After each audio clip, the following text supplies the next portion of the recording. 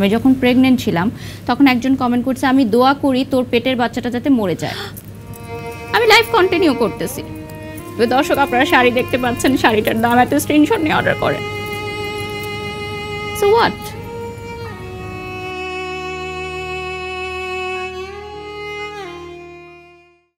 দর্শক, the talk রুমের আজকের গেস্ট একজন social media influencer, brand promoter, অভিনয় শিল্পী, নৃত্যশিল্পী, মডেল আর অনেক কিছু।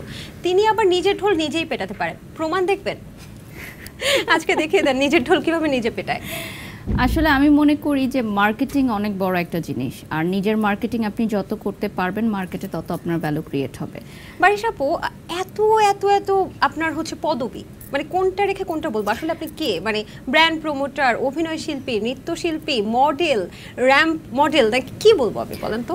আমি কিন্তু একজন business lady also. Business lady, এবং সবচেয়ে বড় পরিচয় হচ্ছে আমি একজন মা, এবং এইটাই হচ্ছে আমার এখন সবচেয়ে বড় পরিচয়। কারণ অনেক জায়গায় আমাকে জিজ্ঞাসা করে যে এইজেলের আম্মু বা এইজেল কেমন আছে। তো এই জিনিসগুলো আমি ফিল করি যে এইটা কিন্তু আমার এখন একটা স্পেশাল পরিচয়।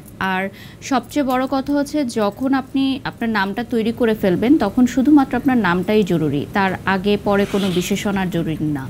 একটা সময় পর্যন্ত আপনার বিশেষণ দিয়ে মানুষ আপনাকে চিনবে যে আচ্ছা ওই মেয়েটা নাচ করে, আচ্ছা ওই মেয়েটা গান করে। বাট যখন আপনি একটা নাম তৈরি করে ফেলবেন তখন কিন্তু আপনার নামটিই যথেষ্ট, তার আগে পরে কোনো কিছু আর যথেষ্ট নয়। তার মানে বারিশা হক একজন ব্র্যান্ড প্রমোটার ছাড়াও বারিশা হক নিজেই একজন ব্র্যান্ড। ডেফিনেটলি এখন আমি মনে করি সেই কাজের যোগ্যতা আমার রয়েছে বা সেই জায়গাটা আমি অর্জন করেছি, তাই তো আপনারা আমাকে ডেকেছেন। আপনার সবসময় শোনা যায় যে লাইভে এসে বলেন শিডিউল জটিলতা, অনেক শিডিউলের প্যাচগোছ আছে। এখন কি অবস্থা? এখনো কি শিডিউল জটিলতা আছে? এখন আমাদের জটিলতা যাচ্ছে রোজার বুকিং। আগামী বছরের যেই দুইটা ঈদ আসবে, রোজার ঈদ এবং কুরবানি ঈদ, সেই ঈদের শিডিউল, হ্যাঁ এখনও অনেক সময় বাকি, কিন্তু এখনই অ্যাডভান্স স্কেজুয়াল নিয়ে নিচ্ছেন ব্র্যান্ডরা। কারণ ওই সময় দেখা যায় যে আমাদের রেমুনারেশন কিছুটা ঊর্ধ্বগতিতে থাকে, কারণ যেহেতু শিডিউল জটিলতা থাকে। পাশাপাশি এখনই সবাই চুক্তিতে চলে যেতে চায়, কারণ ওই সময় সবার একটা বিজনেস টার্গেট থাকে যে ঈদকে কেন্দ্র করে তারা কালেকশনস নামাবে। সো এটাকেও আমি অ্যাপ্রিসিয়েট করি। 2024 সালে নভেম্বর চলে, ঠিক কতদিন পর্যন্ত আপনার শিডিউলটা এখন বুকিং আছে? আলহামদুলিল্লাহ আগামী বছর পর্যন্ত, এই যে ঈদ পর্যন্ত আমাদের নেওয়া আছে স্কেজুয়াল এখন। তো এটা একদম রিজিকের উপর আসলে নির্ভর করে, এবং আমি মনে করি যে যারা বিজনেস মাইন্ডের তারা আসলে আরও চিন্তা করে যে সামনের বছরে কি কি প্ল্যানিং আছে। যেমন আমি যে একজন বিজনেস লেডি, সো আমি ডেফিনেটলি চিন্তা করব, যেমন উইন্টার আসতেছে, যেহেতু আমার রেস্টুরেন্টটা রুফটপ, সো রুফটপে আমি কিছু ইন্টেরিয়রের কাজ করব। আমি একটা কাওয়ালি নাইট করব, যেখানে খাবারের পাশাপাশি মানুষ কাওয়ালি গান শুনতে পারবে, লাইভ মিউজিক। তো এগুলো প্ল্যানিংটা আগে থেকেই করতে হবে। এই যে শিডিউল জটিলতার সময় মাঝে মাঝে আপনাকে দেখা যায় খুব স্ট্রেস থাকেন বা ফ্যামিলিকে সময় দিতে পারছেন, আপনি নিজেই বলেন এগুলো, তাই না? তো এই যে শিডিউল জটিলতাগুলো কি একটু কমিয়ে একটু ফ্যামিলিকে সময় দেওয়া যায় না? নাহলে এই যে এত বিরক্তি, আপনার এত লাইভে এসে এত কিছু বলেন, মানে যারা ব্র্যান্ড ওনার তারা কি আসলে কান্নাকাটি করে যে না বারিশা হককেই আমাদের ব্র্যান্ডটা প্রমোশন করতে হবে, না হলে আমরা মানবো না, মানি না, এরকম কোনো রব তোলে নাকি, আন্দোলন করে? দেখুন আসলে অনেকেই মনে করে কি যে আমরা টাকার জন্য কাজ করি, কিন্তু সত্যিকার অর্থে কি যে টাকার পরেও একটা দায়িত্ববোধের জায়গা আছে। যেমন আমরা যখন কোনো কোম্পানির সাথে চুক্তিতে যাই, আমাদের কিন্তু পারিশ্রমিকটা বা একটা বিগ অ্যামাউন্ট আমাদেরকে অ্যাডভান্স করে তারপরেই হচ্ছে সাইনিং করানো হয় ব্র্যান্ড অ্যাম্বাসেডারের ক্ষেত্রে। তো পরবর্তীতে যদি আমরা শিডিউলটা বারবার ঘোরাতে থাকি, হ্যাঁ, তাহলে অবশ্যই কোম্পানি আমাকে সেকেন্ড টাইম নিবে না। আবার এক কোম্পানির সাথে কিন্তু অন্য কোম্পানির ওনারদের ভালো পরিচয় থাকে। তখন আমি যদি কোনো একটা শিডিউল জটিলতা দেখাই বা আমি যদি প্রফেশনালিজম থেকে একটু দূরে সরে কাজ করি, তখন কিন্তু তারাই আবার তাদেরকে গিয়ে ব্যাড রিভিউ দেয়, আবার গুড রিভিউ দেয়। যেমন গতদিন আমি দুটো কোম্পানির সাথে সাইনিং করেছি ব্র্যান্ড অ্যাম্বাসেডর হিসেবে। সেই কোম্পানিটার সাথে কিন্তু আমি রানিং একটা কোম্পানির ব্র্যান্ড অ্যাম্বাসেডরশিপে আছি, ওনারা আমাকে পরিচয় করিয়ে দিয়েছেন। মানে ওনারা কাজ করে এত বেশি স্যাটিসফাইড হয়েছেন, ওনাদের কোম্পানির ভালো প্রমোশন হয়েছে, ভালো সেল হয়েছে, দ্যাটস ওয়াই ওনারা আবার রেফার করেছে, এবং ওনাদের মুখের কথাই কিন্তু ওনারা একদিনের মাথায় আমাকে চুক্তি করেছেন। তো হয় কি, ভালো কাজ করলে প্রফেশনালিজম এবং কাজের কোয়ালিটি দেখে বাকিরাও কাজে নিতে চায়। তো আমরা পারি না আসলে যে আচ্ছা সরে আসতে। মানে বারিশা হক যদি 2 দিনের জন্য ব্র্যান্ড প্রমোশন না করে, ধরেন 1 সপ্তাহের জন্য যদি ব্র্যান্ড প্রমোশন না করে, তাহলে কি ব্র্যান্ড ওনারদের মধ্যে যুদ্ধ লেগে যেতে পারে? আমি গতকালকে আমার হাজব্যান্ডকে বলছিলাম যে আগামী বছর রোজার শিডিউল পর্যন্ত আমি প্রায় 20 থেকে 25টা কোম্পানির ব্র্যান্ড অ্যাম্বাসেডার, তো ওদের যত টাকা আমার ঘরে আছে এখন সেটাতে প্রায় 2000-এর লাইভ আমার মাথার কাঁধে, মানে 2000-এরও অধিক লাইভ আমার করতে হবে, কারণ এক একটা কোম্পানির 40টা 50টা 60টা করে লাইভের চুক্তি থাকে। তো পরবর্তীতে আমি বলছিলাম যে আল্লাহ না করুক আমার যদি কিছু হয়ে যায়, আমার লাইফগুলো তুমি আর এজেল মিলে শেষ করে দিও, বুঝছো, না হলে কিন্তু এতগুলো টাকা রিটার্ন করতে হবে, পরে কিন্তু ব্যাংক খালি হয়ে যাবে।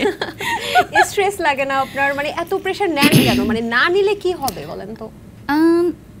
না নিলে না, দেখেন যখন কোনো একজন সুপারস্টার এবং বড় পর্দায় যখন কেউ স্টারডমে থাকে, তারাও কিন্তু এরকম 4-5টা শিডিউলে কাজ করে, তারা কিন্তু ডিফারেন্ট রোল প্লে করছে, এই সেট থেকে গিয়ে আরেক সেটে গিয়ে না ঘুমিয়ে না খেয়ে কাজ করছে।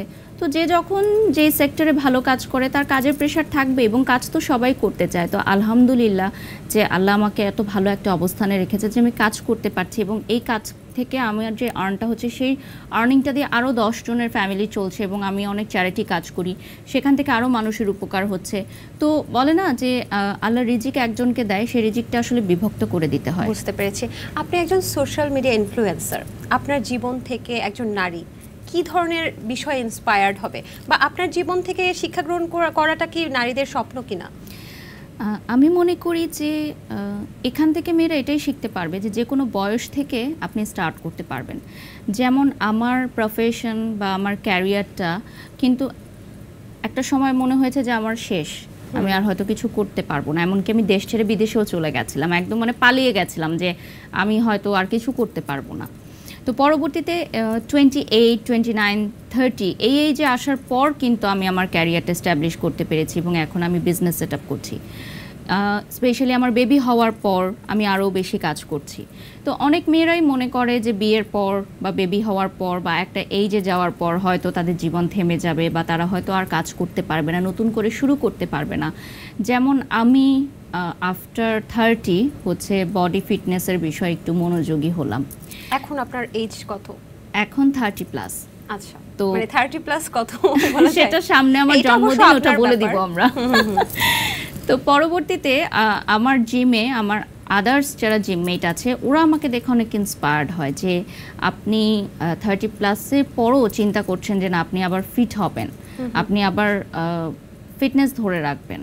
সো এটা কিন্তু অনেক মেয়েরা মনে করে আচ্ছা আমার তো বাচ্চা হয়ে গেছে, আমার তো বয়স হয়ে গেছে, আচ্ছা আমি ছেড়ে দিলাম আমাকে।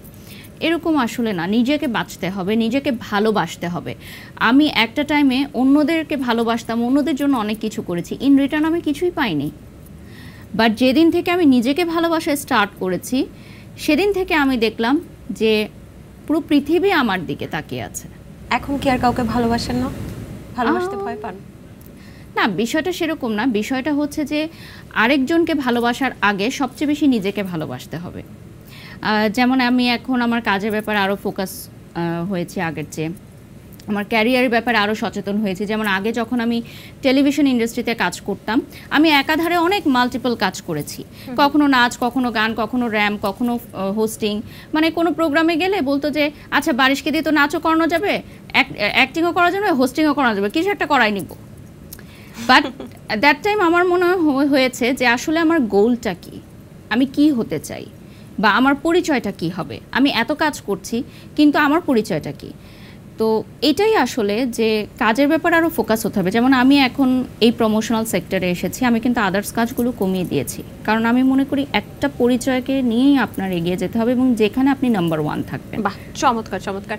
জিম নিয়ে কথা আসলো, তো জিম নিয়ে একটু কথা বলি। আপনার জিম নিয়ে অনেক ভিডিও ভাইরাল হয়েছে এবং সবসময় দেখা যায় যে আপনি খুব ফেসিয়াল এক্সপ্রেশনগুলো মনে হচ্ছে কেউ আপনাকে মারছে, এবং আপনার যিনি জিম ট্রেনার তার তো অদ্ভুত সাহসী ড্রেসেও অনেকে অনেক কথা বলছে। শুধু তাই না, জিম ট্রেনারকে দেখা যায় যে জালি ব্যাট নিয়ে দাঁড়িয়ে থাকতে।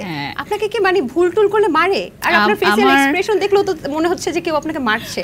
আসলে কি, যারা জিম করে তারা জানে যে বডি ফিটনেসটা করা বা বডি শেপ আপ করাটা আসলে কতটা কষ্টের একটা বিষয়। স্পেশালি যারা সিজারিয়ান মমরা আছে, এত ইজিলি কিন্তু বডিটাকে আবার শেপ আপ করা যায় না আফটার বেবি ডেলিভারি।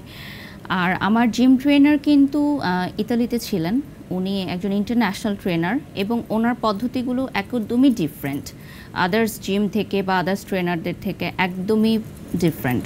কারণ ওখানে উনি জুম্বা ক্লাস করান, যোগা ক্লাস করান, ফ্রি হ্যান্ড এক্সারসাইজ করান। পরবর্তীতে আমি দেখলাম যে যারা আসলে আমাদের জিমের ভিডিওগুলোকে নিয়ে ট্রোল করেছে বা নেগেটিভ কমেন্ট করেছে, তারাই আবার আমাদের জিমে গিয়ে নক করে যে কত টাকা আপনাদের চার্জ, বা স্যারের নাম্বারটাকে একটু দেওয়া যাবে, বা বাড়ি সাপু কিভাবে এত শুকিয়ে গেল। কিভাবে জানলেন? স্যারই আমাকে দেখিয়েছে যে দেখেন এই আইডিটা থেকে আপনার পেজে কমেন্ট করেছে, আবার এই আইডিটা আমাদের এসে নক দিয়েছে জিমে, আবার উনি স্ক্রিনশট নিয়ে রাখছে আমাকে দেখানোর জন্য। যমুনা স্মার্ট রেফ্রিজারেটর, স্মার্ট লাইফে স্মার্ট রেফ্রিজারেটর। মানে বিষয়টা হচ্ছে কি যে আকাশে চাঁদ উঠলে সবাই দেখবে। তো আমার এরকম এখনো আমি ফিট হতে পারিনি, আমার আরও অনেক দূরে গিয়ে যেতে হবে, মানে ফিটনেসের দিক থেকে আমি বলছি।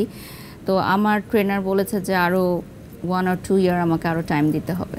বাহ, চমৎকার। তবে আমরা এটাও শুনেছি, আপনার মুখ থেকেই শুনেছি যে ফিটনেস ধরে রাখার জন্য এবং আপনার বাতের ব্যথাও ছিল, সেটাকেও দূর করার জন্য আসলে জিমটা আপনি করছেন। আমার ডক্টর আমাকে প্রেসক্রাইব করে দিয়েছেন যে আমাকে এক্সারসাইজ করতে হবে, আমাকে মুভমেন্ট করতে হবে, কারণ আমার আর্লি এজে আর্থারাইটিসের প্রবলেম দেখা দিয়েছিল, একদম আর্লি এজে। এটা আমার হাজব্যান্ডেরও আছে, এবং আমার হাজব্যান্ডও কিন্তু জিম করে, কিন্তু ও ছবি ভিডিও দেয় না আসলে। ও একদমই পছন্দ করে না ছবি ভিডিওগুলো প্রকাশ করতে। তো ওকেও ডক্টর প্রেসক্রাইব করেছে, কারণ আমাদের দুজনেরই দেখা যায় যে, আর আমার যেহেতু অনেক বেশি সময় দাঁড়িয়ে থাকতে হয়, আমার দাঁড়িয়েই কাজটা বেশি করতে হয়, দ্যাটস ওয়াই আসলে জয়েন্ট পেইন এবং কিছু হরমোনাল ইস্যুজের কারণে আমি অনেক বেশি মুটিয়ে গেছিলাম। আচ্ছা, বাহ। অনেকে সেই কমেন্টে তো অনেক কিছুই বলে, তো আমার একটু জানার আগ্রহ। অনেকে তো বলে যে আপনি যে ধরনের জিমটা করছেন সেই জিমটা অনেক সময় এক্সট্রিম লেভেলের জিম হয়ে যাচ্ছে, যেটা নারীদের শরীরের জন্য ক্ষতিকর। আপনি একজন ব্র্যান্ড প্রমোটার, ইনফ্লুয়েন্সার, আপনাকে দেখে সবাই শিখবে। তো আপনার কি মনে হয় যে এটা কি তারা সত্যি বলছে, নাকি এটার কোনো যৌক্তিকতা নেই?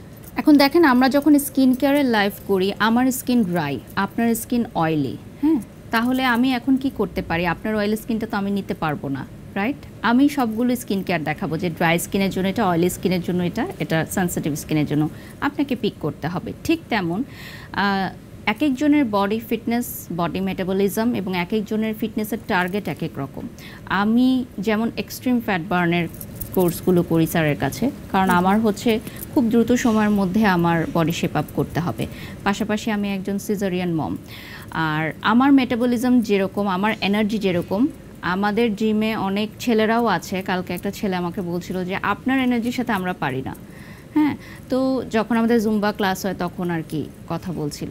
তো এক একজনের বডির উপর এক এক ধরনের এক্সারসাইজ, এক এক ধরনের ট্রেনিং, এটা আসলে যারা জিম করে তারা আসলে বুঝতে পারবে, যারা ঘরে বসে কমেন্ট করে তাদের জন্য না।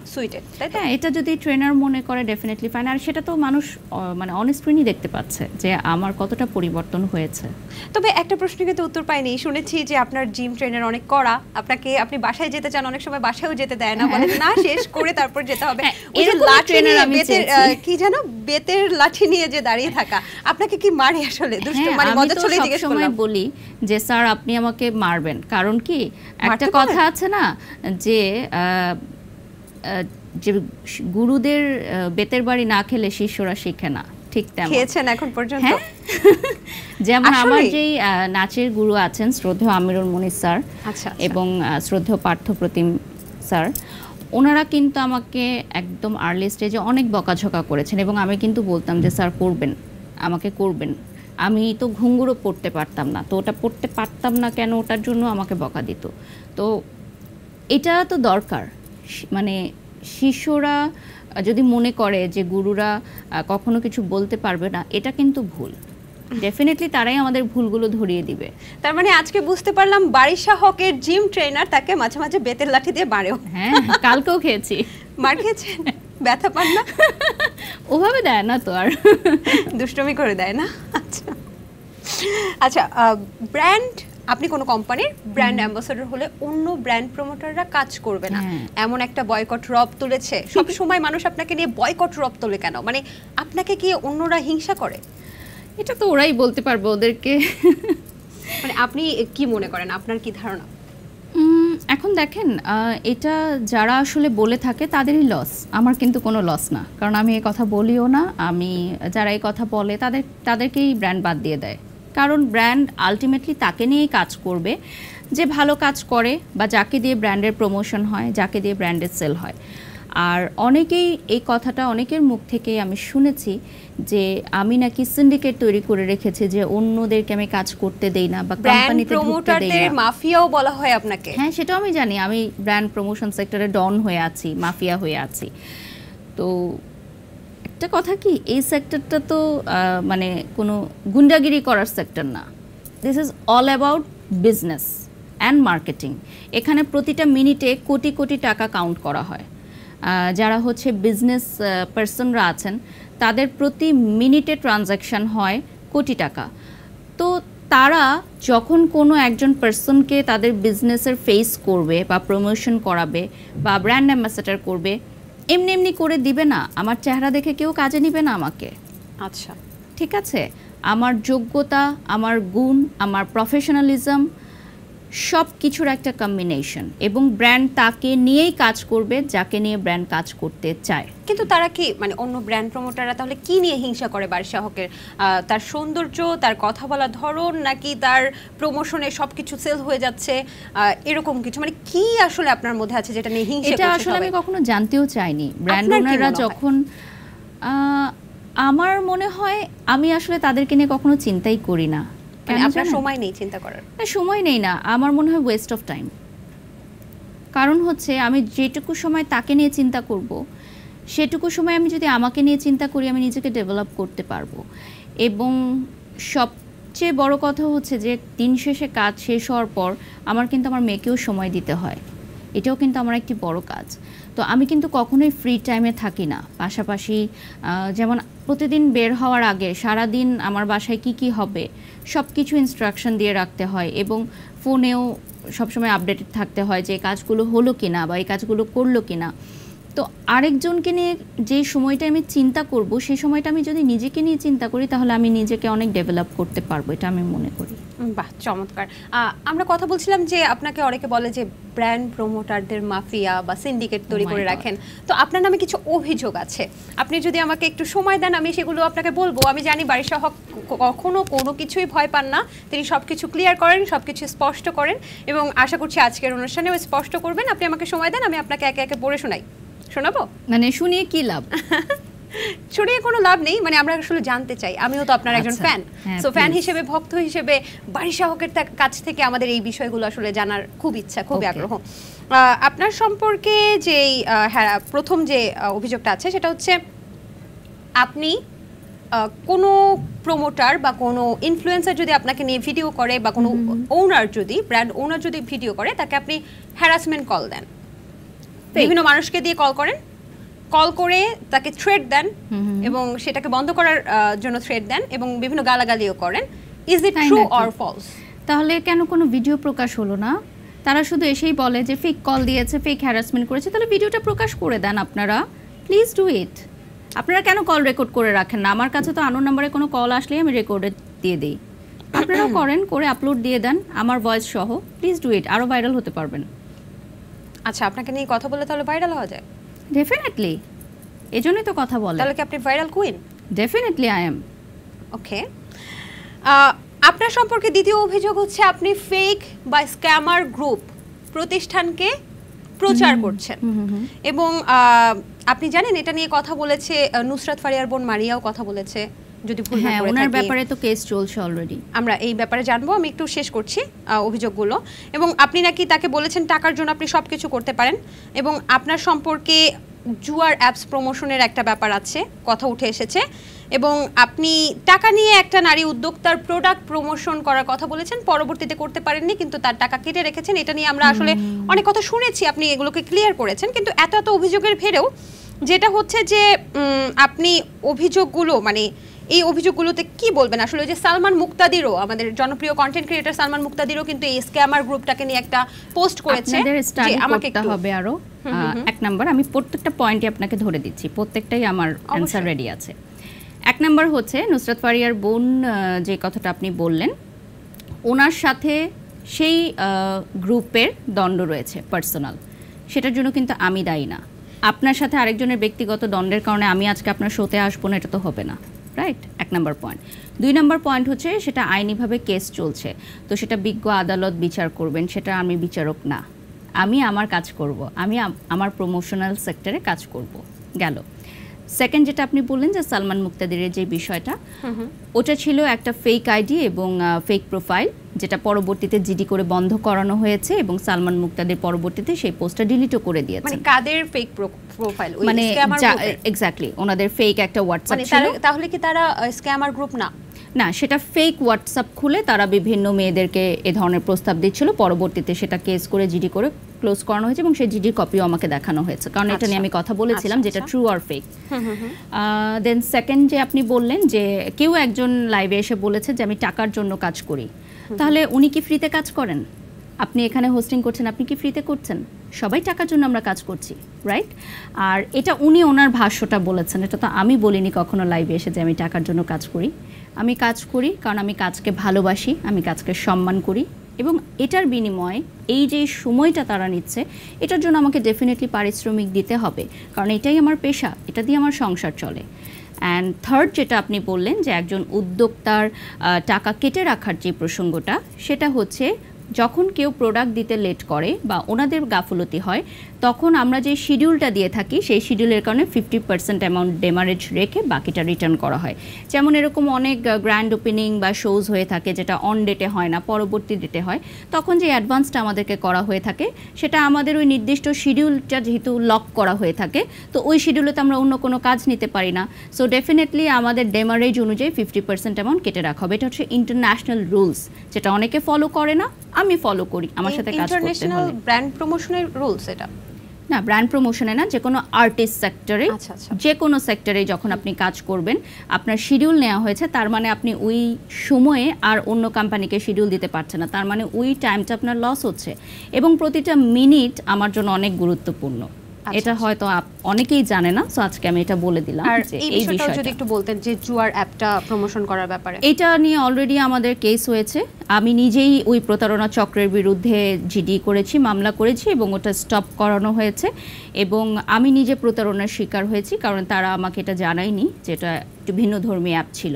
এবং শুধুমাত্র হ্যাঁ, ওটা তো অনেক পুরনো কথা, এটা নিয়ে অনেকবার কথা হয়েছে, এটা নিয়ে প্রেস কনফারেন্সও হয়েছে, ওল্ড টপিক। দীপ্ত টিভির আসলে আলাদা, হ্যাঁ, ওইজন্য আমি ক্লিয়ার করে দিলাম, ভিউয়ার্স থাকে তাদের জন্য একটু ক্লিয়ার করে দেওয়ার ব্যাপারটা। আরেকটা কথা উঠে এসেছে যে সম্প্রতি আমরা একটা ঘটনা কিন্তু দেখেছি যে বসুন্ধরার ওইদিকে একটা কাজের মেয়েকে খুব অমানবিকভাবে নির্যাতন করা হয়েছে, তার 4টা দাঁত উপড়ে ফেলা হয়েছে এবং তাকে খুব বাজেভাবে শারীরিক নির্যাতন করা হয়েছে। এবং যিনি করেছেন বা যার বিরুদ্ধে অভিযোগটা করা হয়েছে তিনি একজন আসলে যতটুকু ভুল না করে থাকলে সেলুনের কোনো মালিক না, উনি সেলুনের মালিক না, ওনার বোন হচ্ছে সেলুনের মালিক এবং এই সেলুনের আমি প্রমোশনও করেছি। এটাই তো আপনার নেক্সট কোশ্চেন হবে অবশ্যই। একদমই সেই সেলুনের প্রমোশন আপনি করেছেন এবং অনেকে আপনার ভক্তরা আপনার প্রতি অনেক আসলে দুঃখ পেয়ে অনেকে আসলে এটা বলেছে যে বাড়ি সহ কেন তারপরে কোনো সোশ্যাল অ্যাওয়ারনেসের জন্য কোনো পোস্ট করলো না, বা একজন যিনি এমন অমানবিক নির্যাতন করেছে তার সম্পর্কে অনেকে তো আবার তার কিন্তু করেনি, ওনার বোনের। এটা আপনি আবার একটু নিউজটা দেখে নেবেন, এটা ওনার বোনের, ওনার না ঘটনাটা, এবং দুজনের চেহারা আলাদা। আর আমি ওনাদের প্রমোশনটা আরও 10 মাস আগে করেছিলাম। এখন তাহলে আমার কোনো প্রোডাক্ট বা কোম্পানির ওনারের সাথে চুক্তি করার আগে তার বাসায় গিয়ে জেনে নিতে হবে সে তার কাজের মেয়েকে মারে কিনা। আচ্ছা, এটা কি সম্ভব? না, বাসার হাড়ির খবর তো আর আপনি জানবেন না, এটা তো আসলে সম্ভব না। আপনি উত্তর দিয়ে দিলেন।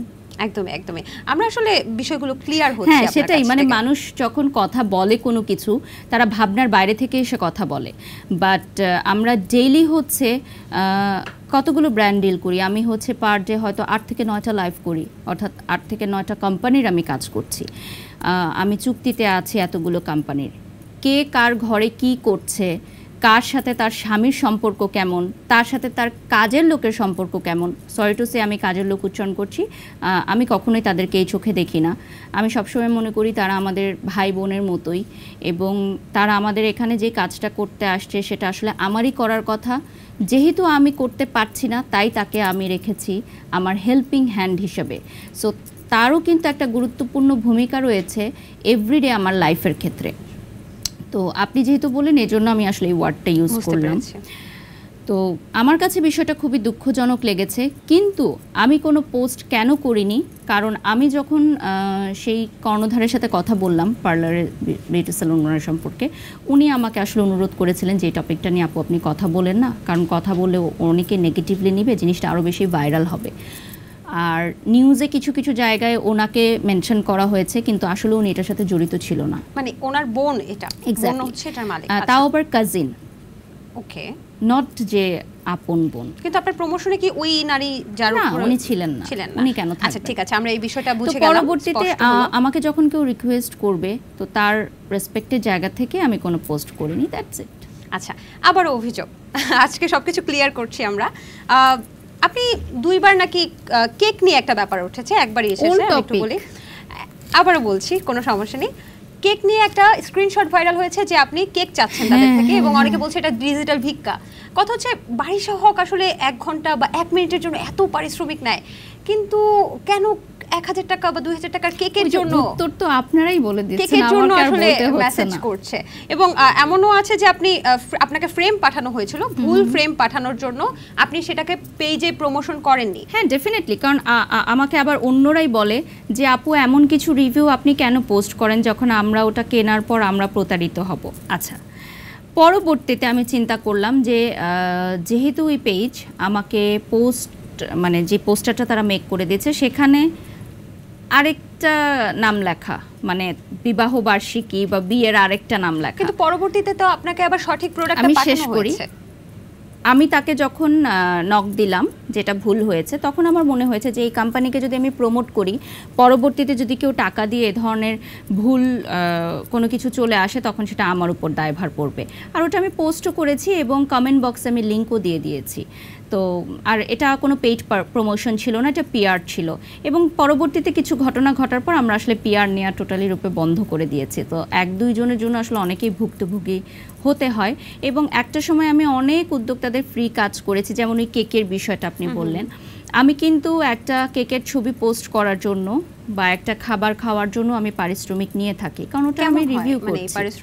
সেটা আসলে এখন এই প্রোগ্রামে বলার কোনো বিষয় না, এটা আমাদের পেজে যখন তারা অফিসিয়ালি কাজ করতে যাবে তখন তারা জানতে পারবে যে কত রেমুনারেশনটা চার্জ করা হয়। বাট আমি যেটা বলছিলাম যে বিনা পারিশ্রমিকে আমরা যাদেরকে কাজ করে দিয়েছি, এগুলো আমরা এখন বন্ধ করে দিয়েছি, কারণ মানুষের জন্য কোনো কিছু করে কোনো লাভ নাই।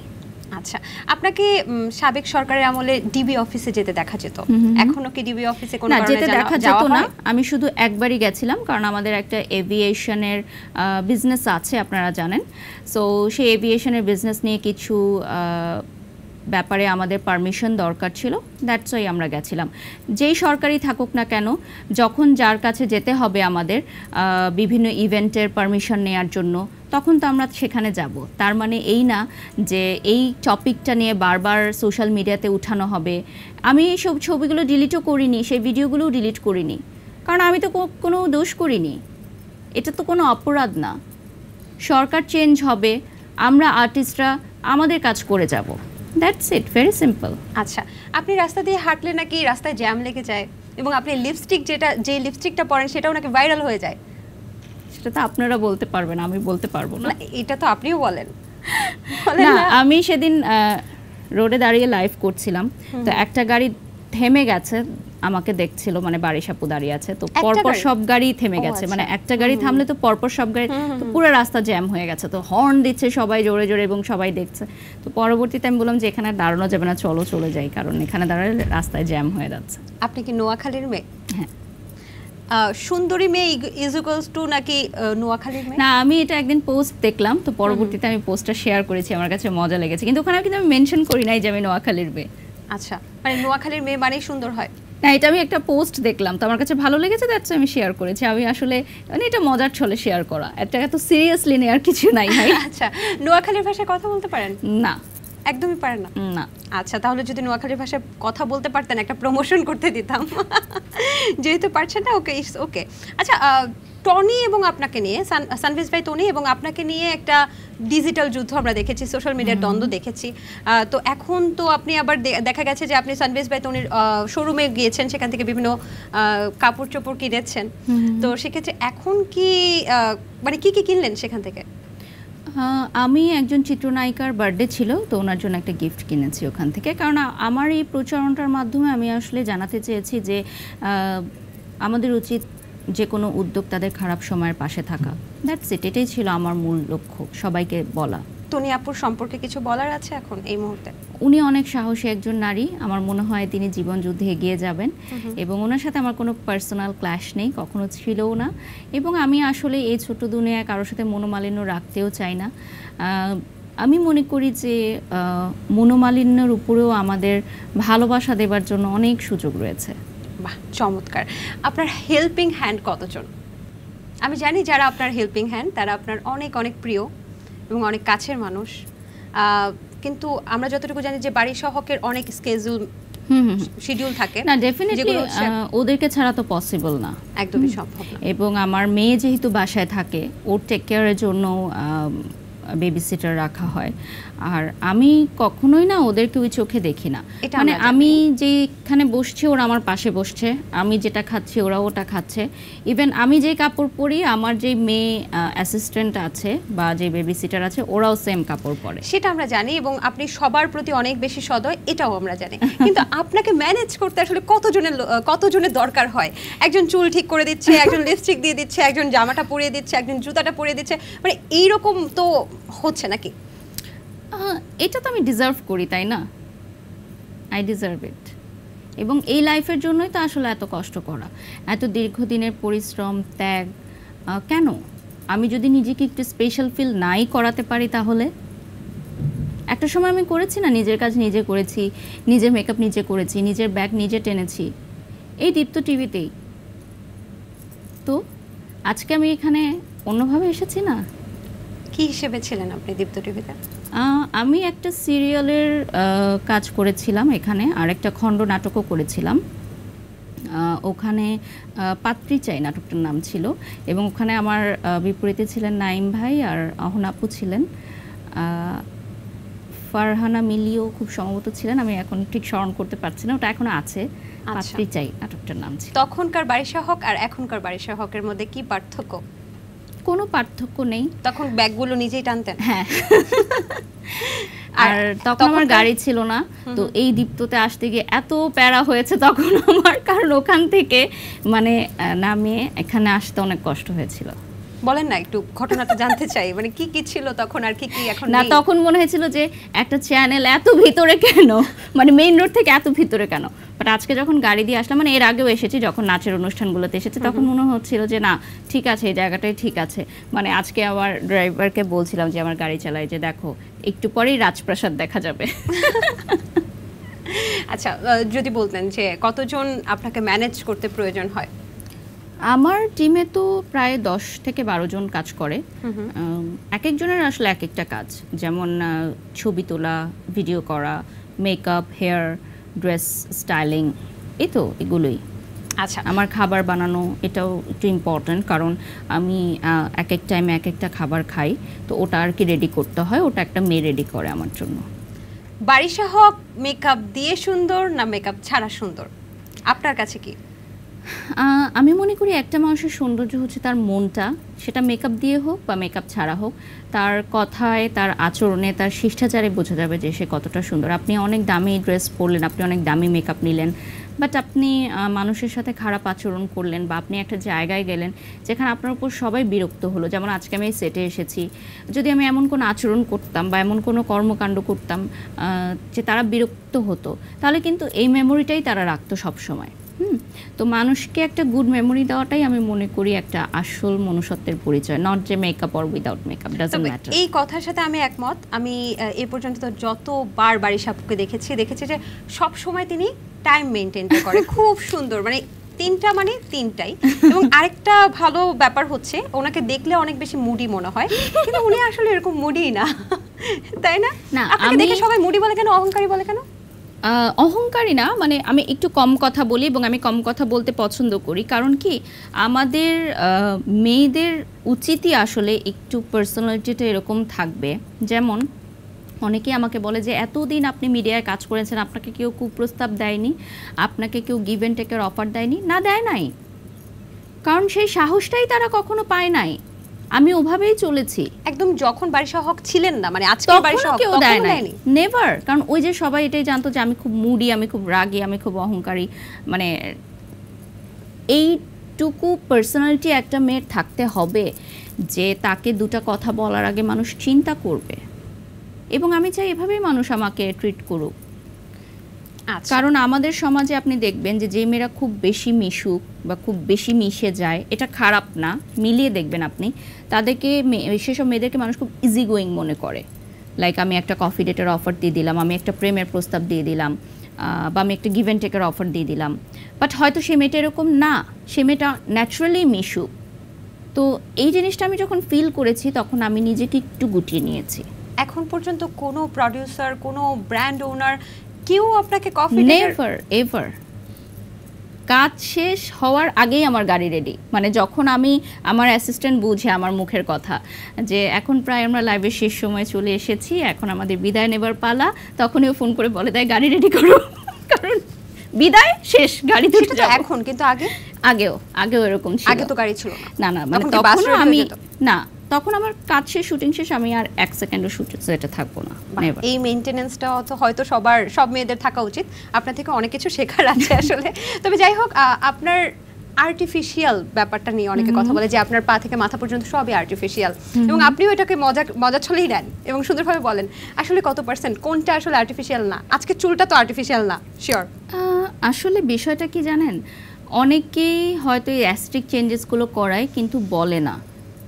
এখন আমি বলি বিধায় মানুষ এগুলো বলতে পারে, অ্যান্ড ইটস ডেফিনেটলি ফাইন, কারণ আমি কোনো লুকোচুরির মধ্যে থাকা পছন্দ করি না। যখন আমার ডিভোর্স হয়েছে আমি সেটাও বলেছি যে আমার ডিভোর্স হয়েছে, আমার বিয়ে হয়েছে আমি সেটাও বলেছি আমার সেকেন্ড বিয়ে হয়েছে, আমার বেবি হয়েছে তখনও আমি সেটা হাইড করি নাই। তো আমার লাইফটা হচ্ছে অডিয়েন্সদের সামনে একদমই খোলা বইয়ের মতো।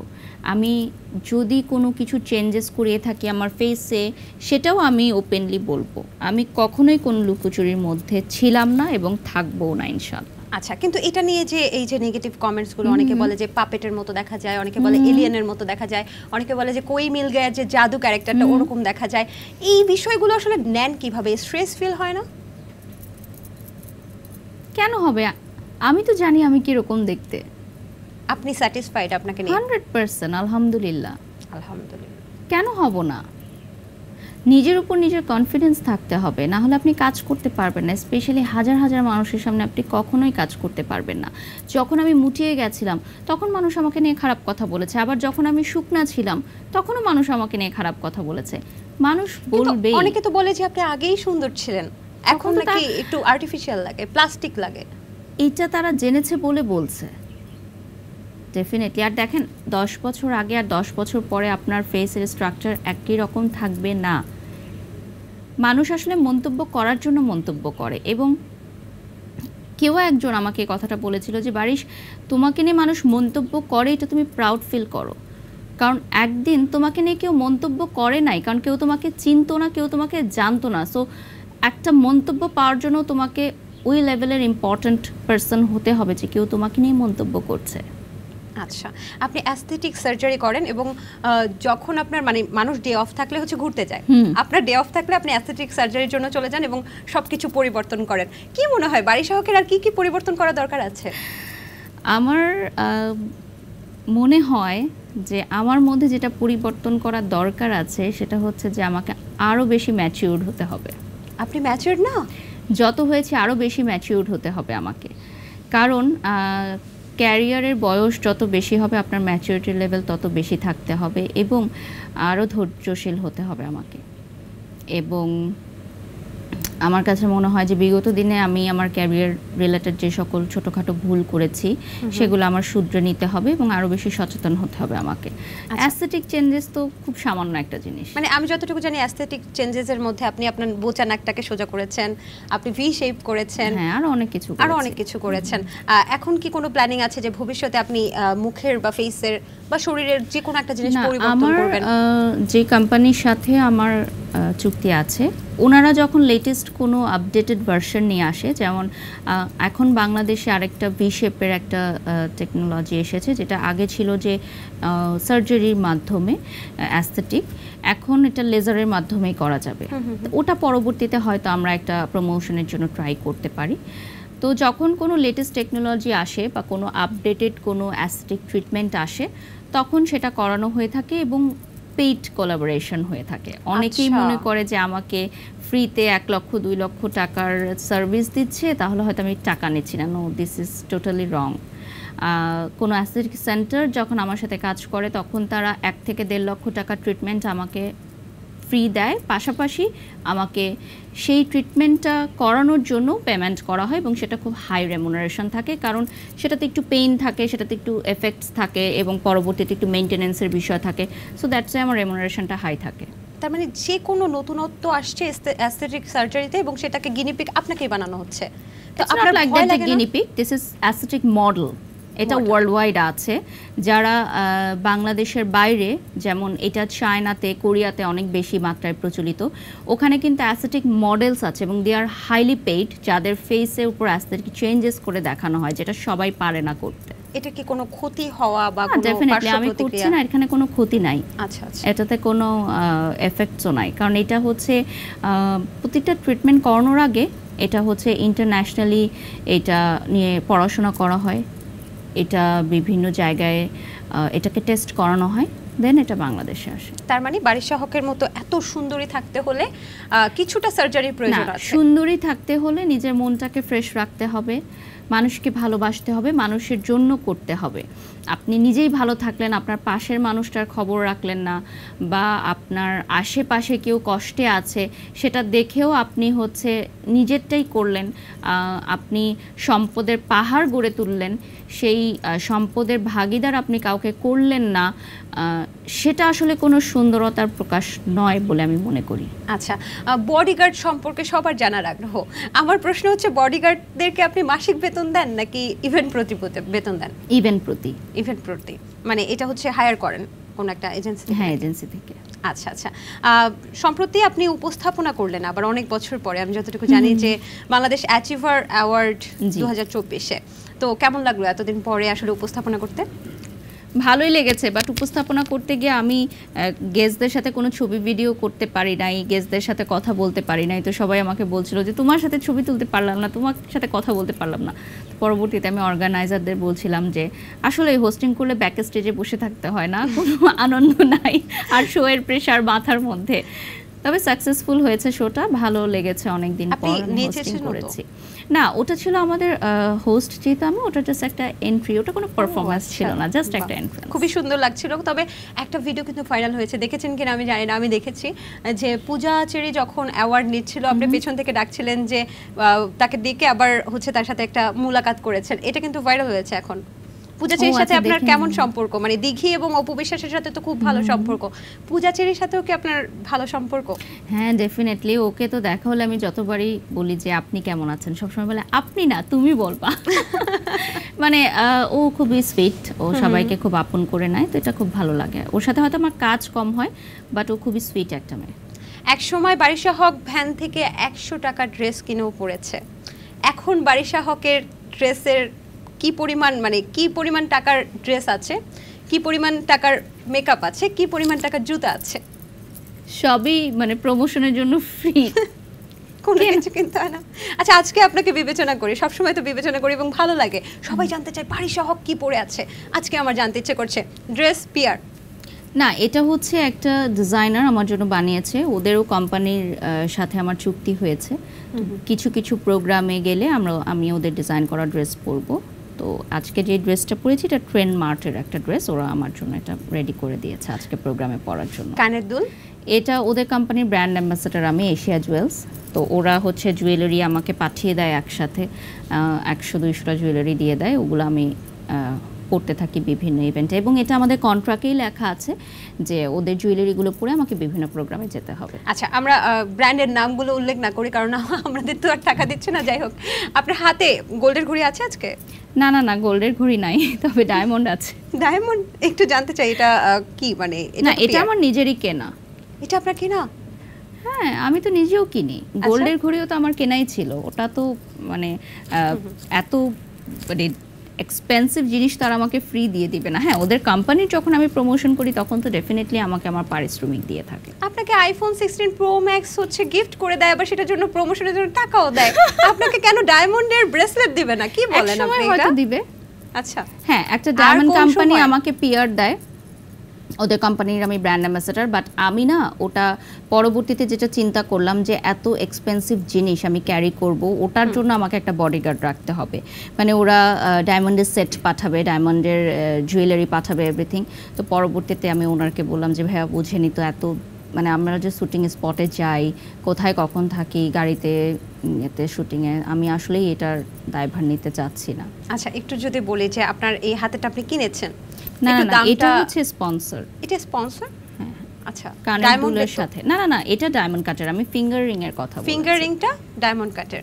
না, ডায়মন্ডের। ফিঙ্গার রিংটা আমার ডায়মন্ডের, আমার কেনা। ডায়মন্ডের? এটা কি অনেক কস্টলি, মানে এক্সপেন্সিভ? ডায়মন্ডের যেরকম প্রাইস হয় ওরকমই।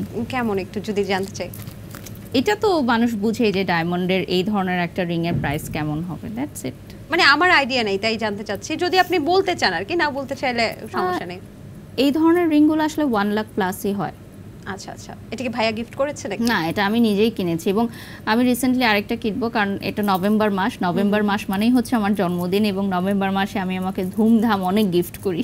আচ্ছা, এখন বারিশা হক তো একটা সময় অনেক কম দামি মেকআপ ইউজ করেছে, যদি একটু বলতেন আনুমানিক কত টাকা মূল্যের বারিশা হকের শুধু মেকআপ আছে? না, মেকআপও আমার একটা কোম্পানি থেকে আসে, কারণ ওদের ব্র্যান্ড অ্যাম্বাসেডর আমি। তো মেকআপের সব আইটেম ওরা আমাকে স্পন্সর করে, ওদের আইটেমগুলো দিয়ে আমি মেকআপ করে থাকি। ওরা একটা ইন্টারন্যাশনাল ব্র্যান্ড। আইটেমগুলোর কেমন আনুমানিক মূল্য হতে পারে? ওটা একটা ইন্টারন্যাশনাল ব্র্যান্ড, তো সবই আজকে হাই এন্ড প্রোডাক্ট, 2000-3000 টাকার উপরে সবগুলোই প্রোডাক্ট। আচ্ছা, সব মিলিয়ে তাহলে বারিশা হকের 2-3 লাখ টাকার মেকআপ আছে? এটা আসলে কখনো কাউন্ট করিনি, আজকে গিয়ে কাউন্ট করতে হবে। আচ্ছা, দামি জামা, দামি মেকআপ, দামি গহনা আপনাকে কি এখন আকর্ষিত করে? না, একদমই না। কেন করে না? এভরিডে পড়তে থাকলে কেন আকর্ষণ করবে? এবং এখন আরেকটা জিনিস আমি ফিল করলাম যে যেহেতু এখন আমাদের রেস্টুরেন্টের বিজনেস আছে, মজাদার খাবারও এখন আমাকে আর আকর্ষণ করে না, কারণ এখন চাইলেই খাবার পাওয়া যায়, বুঝছেন? আপনি না অক্টোপাসের ফুল গ্রিল পছন্দ করেন? আমি তো দেখেছি। পছন্দ তো করি, বাট দেখা যায় কি একটা জিনিস যখন আপনি রেগুলার বেসিসে পাবেন, সেটার কিন্তু মূল্যায়ন আপনার জীবনে কমে যাবে। এটা তো ট্রু।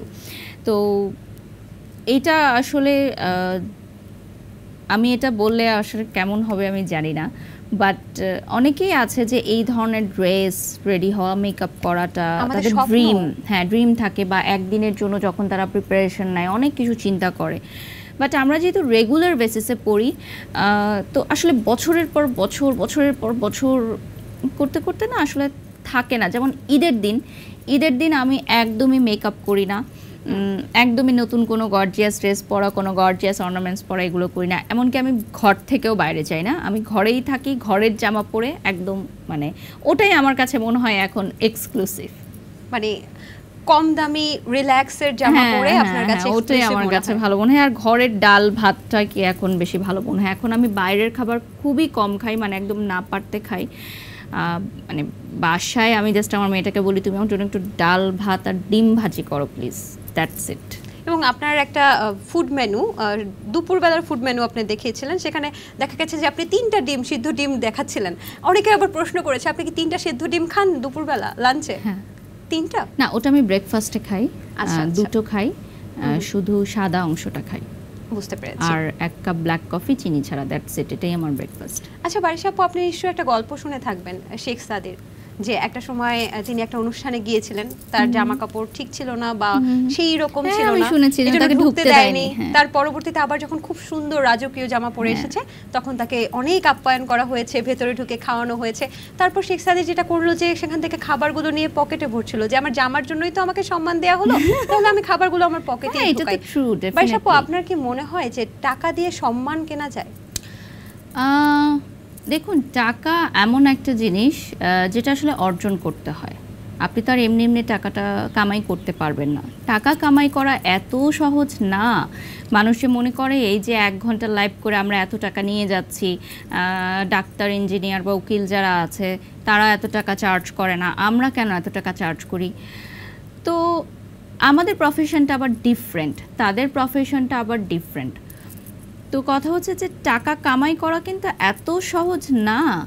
টাকা কামাই করতে হলে ওই যে বলে না যে অনেকে যে জুতার ছালটাও খোয়ায় ফেলতে হয়, ঠিক তেমন যারা বড় বড় বিজনেস পার্সনরা আছে, যারা কোটি কোটি টাকার মালিক, এরকম চুটকি বাজায় হয়ে যায় নাই।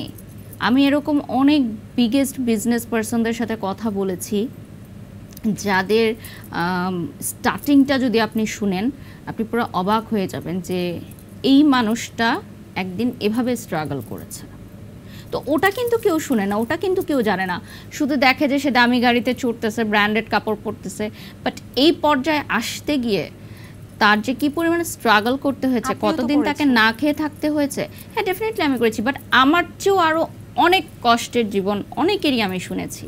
বিভিন্ন বড় বড় গ্রুপ অফ ইন্ডাস্ট্রির মালিকদের সাথে যখন আমাদের বিভিন্ন মিটিং থাকে বা যখন কোনো গেট টুগেদারে দেখা হয়, তখন আমরা শুনি এই ধরনের কথাগুলো। আমি শুনতে চাই, আমি জিজ্ঞাসা করি যে আচ্ছা আপনার শুরুটা কিভাবে ছিল এরকম, কারণ আমি এগুলোতে অনেক বেশি ইন্সপায়ার্ড হই আর এগুলো থেকে অনেক কিছু শেখার আছে বলে আমি মনে করি। আমরাও শুনতে চাই। আমি যতটুকু শুনেছি একসময় আপনার গাড়ি ছিল না, আপনি বাসে যাতায়াত করতেন এবং একসময় বাসে থেকে ধাক্কা মেরে ফেলেও দেওয়া হয়েছিল।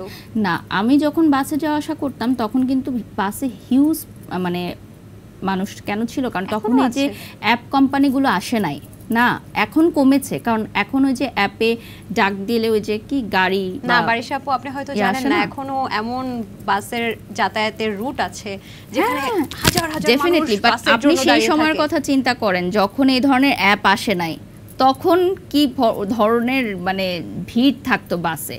মানে আমার তো মানে মনে হতো যে আমি 2-3 ঘন্টা আগে বের হতাম যে আমি বাসে সিট পাবো কিনা বা বাসে উঠতে পারবো কিনা, যে আমি টাইমলি, কারণ তখন আমি টাইম মেনটেন করতাম, তখন আমি খুবই টাইম মেনটেন করতাম।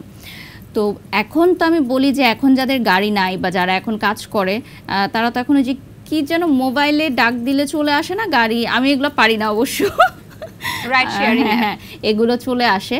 তো এটা ভালো, আমার মনে হয়েছে যে যখন আমরা কাজ করেছি এই ধরনের অনেক ফ্যাসিলিটিস আমরা পাই নাই। তো অনেক রাতে যখন শুটিং শেষ হতো আমাদের কিন্তু অনেক কষ্ট হতো যাওয়া আসা করতে, কারণ আমি সবসময় মনে করি যে একা সিএনজিতে বা ট্রাভেল করার চেয়ে যদি আমি এমন একটা জায়গায় যাই বা বাসে উঠি যেখানে অনেক মানুষ আছে, সেটা আমার জন্য বেশি সেফ মনে হতো। তো আমি সবসময় পাবলিক ট্রান্সপোর্টে যাওয়া আসা করার চেষ্টা করতাম, মানে যখন অনেক রাত হয়ে বাস পেতেন তো। হ্যাঁ, আর মাঝে মধ্যে দেখা যেত যখন অনেক লাগেজ থাকতো, অনেক জিনিস থাকতো, তখন হচ্ছে সিএনজি দিতাম। কিন্তু যেদিন সিএনজি দিতাম ওই দিন মনে হতো যে এই টাকাটা চলে গেল, এই টাকা দিয়ে আরো 2টা ড্রেস কিনতে পারতাম, আরে কেন শেষ হয়ে গেল টাকাটা। আগে তো পিআর পেতেন না, নিজের ড্রেস নিজে কিনতে। হ্যাঁ, তখন তো নিজের ড্রেস নিজেকেই কিনতে হতো। আচ্ছা, তো যে প্রশ্নটা ছিল, টাকা দিয়ে কি আসলে সম্মান কেনা যায় কি যায় না? হ্যাঁ, ডেফিনেটলি কেনা যায়, কারণ আবার এমন কিছু সম্মান আছে যেটা কখনো টাকা দিয়ে কেনা যায় না। যেমন রিসেন্টলি আমি একটা বাচ্চাদের স্কুলে বিচারক হিসেবে গেলাম। ওখানে ছোট ছোট বাচ্চাগুলো এসে যখন আমাকে সালাম করছিল, তখন আমার কাছে ফিল হলো যে এই সম্মানটা আসলে আমি কোটি টাকা দিয়েও কখনো কিনতে পারবো না। সেটা আমার কাছে অনেক স্পেশাল ফিল হয়েছে। তো আসলে দুটোই বোথ। টাকা দিয়ে কি ভালোবাসা কেনা যায়? যেটা কেনা যায় ওটা কখনো রিয়েল লাভ হয় না, আর যেটা রিয়েল লাভ সেটার জন্য কখনো টাকা পয়সা দরকার হয় না। তবে হ্যাঁ, যখন আপনি সংসার জীবনে যাবেন তখন ডেফিনেটলি আপনার একটা মিনিমাম অ্যামাউন্ট অফ মানি তো দরকারই হবে আপনার সংসারটা চালানোর জন্য। আপনার মেয়ের নাম এইজেল। হ্যাঁ, আপনি কি জানেন দীপ্ত টিভির একটা তারকের সিরিয়ালের নাম ছিল এইজেল? হ্যাঁ, আমার শাশুড়ি মা তো ওটা দেখেই আমার মেয়ের নাম রেখেছে। আসলে হ্যাঁ, এটা আমি আজকে বললাম, এটা এর আগে কখনোই বলা হয় নাই। তো উনি ওই সিরিয়ালের বিগ ফ্যান ছিলেন এবং উনি ওই সিরিয়ালটা দেখতেন। তো আমার মেয়ে যখন পেটে ছিল তখন আমরা এ দিয়ে নাম ফাইন্ড আউট করছিলাম, কারণ ওর বাবার নামটা এ দিয়ে শুরু হয়। তো পরবর্তীতে আমি সীমান্ত, আলভি রায়হান সীমান্ত, সো ফার্স্ট অক্ষরটা দিয়ে বাবার নামের প্রথম অক্ষর দিয়ে মেয়ের নামটা রাখতে চাচ্ছিলাম। তো আমি তো নাম পাচ্ছিলামই না খুঁজে। পরবর্তীতে আমার শাশুড়ি মা এই নামটা চুজ করলেন এবং সাথে সাথে আমরা সবাই পছন্দ করলাম, কারণ এটা খুবই ডিফারেন্ট এবং খুব কম শোনা যায় এই নামটা। আর এই নামের মানে মিনিংটাও খুব সুন্দর, গিফট অফ গড। তো পরবর্তীতে ওটাই রাখা হলো, কিন্তু আফসোস হচ্ছে যে আমার মেন নামটা সঠিকভাবে উচ্চারণ করতে পারে খুব কম মানুষ, আমি নিজেও মাঝে মধ্যে পারি না। যাক বাবা, একটা বিষয় ভালো লাগলো যে দীপ্ত টিভির তার্কিশ ডাবিং সিরিয়াল দেখে আপনার বারিশা হকের মেয়ের নাম রাখা হয়েছে। এই জন্য আমার শাশুড়ি মাকে ধন্যবাদ, কারণ আসলে সিরিয়াল তো ওভাবে দেখা হয় না আমাদের, বাট উনি দেখেন, তো উনি ওখান থেকে নামটা আসলে পিক করেছেন। আচ্ছা, আপনি বাংলাদেশের প্রথম প্রেগনেন্ট একজন নারী হিসেবে র্যাম্পে কাজ করেছেন, তাই না? জি। তো ওই অভিজ্ঞতাটা কেমন ছিল? আসলে মেয়েকে নিয়েও তো এখন দেখতে পাচ্ছি র্যাম্পে হাঁটেন মাঝে মাঝে, বিষয়টা কেমন লাগে? বিষয়টা খুবই দারুণ ছিল, তবে মজার ব্যাপার ছিল যে আমি খুব কনফিউজ ছিলাম যে র্যাম্পে যেহেতু সবসময় হাই হিল পরে হাঁটতে হয়, তো আমি যেহেতু প্রেগনেন্ট আমি কি হাই হিল পরে হাঁটবো? তো প্রথমে আমি একটা হিল শু পরেই গেছিলাম। পরবর্তীতে ব্যাক স্টেজে ছিলেন টুম্পা মা, মানে আমি ওনাকে মাই বলি কারণ উনি হচ্ছেন আমার খুবই শ্রদ্ধেয় এবং টুম্পাপুর কাছ থেকে আমি অনেক কিছুই শিখেছি। আপনি অ্যাডলফকে আবার পাপা বলেন, এটার কথাটাও জানেন? না, আগে বলতাম, এখন বলি না। বলেন না? না। আর ভালোবাসার জায়গা থেকে তো বলাই যায়। উনিও আমাকে শোবিজ ইন্ডাস্ট্রিতে যখন আমার স্টার্টিং ছিল উনি আমাকে অনেক কাজ দিয়েছেন এবং ওনার মাধ্যমেই আমার আসলে মডেলিংয়ের কাজ শুরু করা। অ্যাডলফ খানের কথা বলছি। এখন বলেন না কেন? কারণ আমি বেশ কিছু জায়গায় দেখেছি যে ওনার আমার প্রতি যে মনোভাব সেটা আসলে পজিটিভ না। তো পরবর্তীতে আমি এই জিনিসটা আসলে অ্যাভয়েড করে গেছি, আর এটা নিয়ে আমি আসলে কথাও বলতে চাই না। কারণ এক একজনের মন বদলে যেতে পারে, এক একজনের ভুল বুঝাবুঝি সৃষ্টি হতে পারে বা ভালো নাই লাগতে পারে, এখন এটা ডেফিনেটলি তার ব্যাপার। আমি যে কথাটা বলছিলাম তখন টুম্পা মা আমাকে বললেন যে বারিশ তুই একদম মানে এগুলো নিয়ে চিন্তাই করিস না, তুই হিলটা খুলে ফেল, আমি তোকে স্লিপার দিচ্ছি, তুই স্লিপার পরেই হাঁটবি। পরবর্তীতে আমি স্লিপার পরেই আসলে র্যাম্পে হেঁটেছিলাম। আচ্ছা, তার মানে ওই অভিজ্ঞতাটা খুবই সুন্দর ছিল।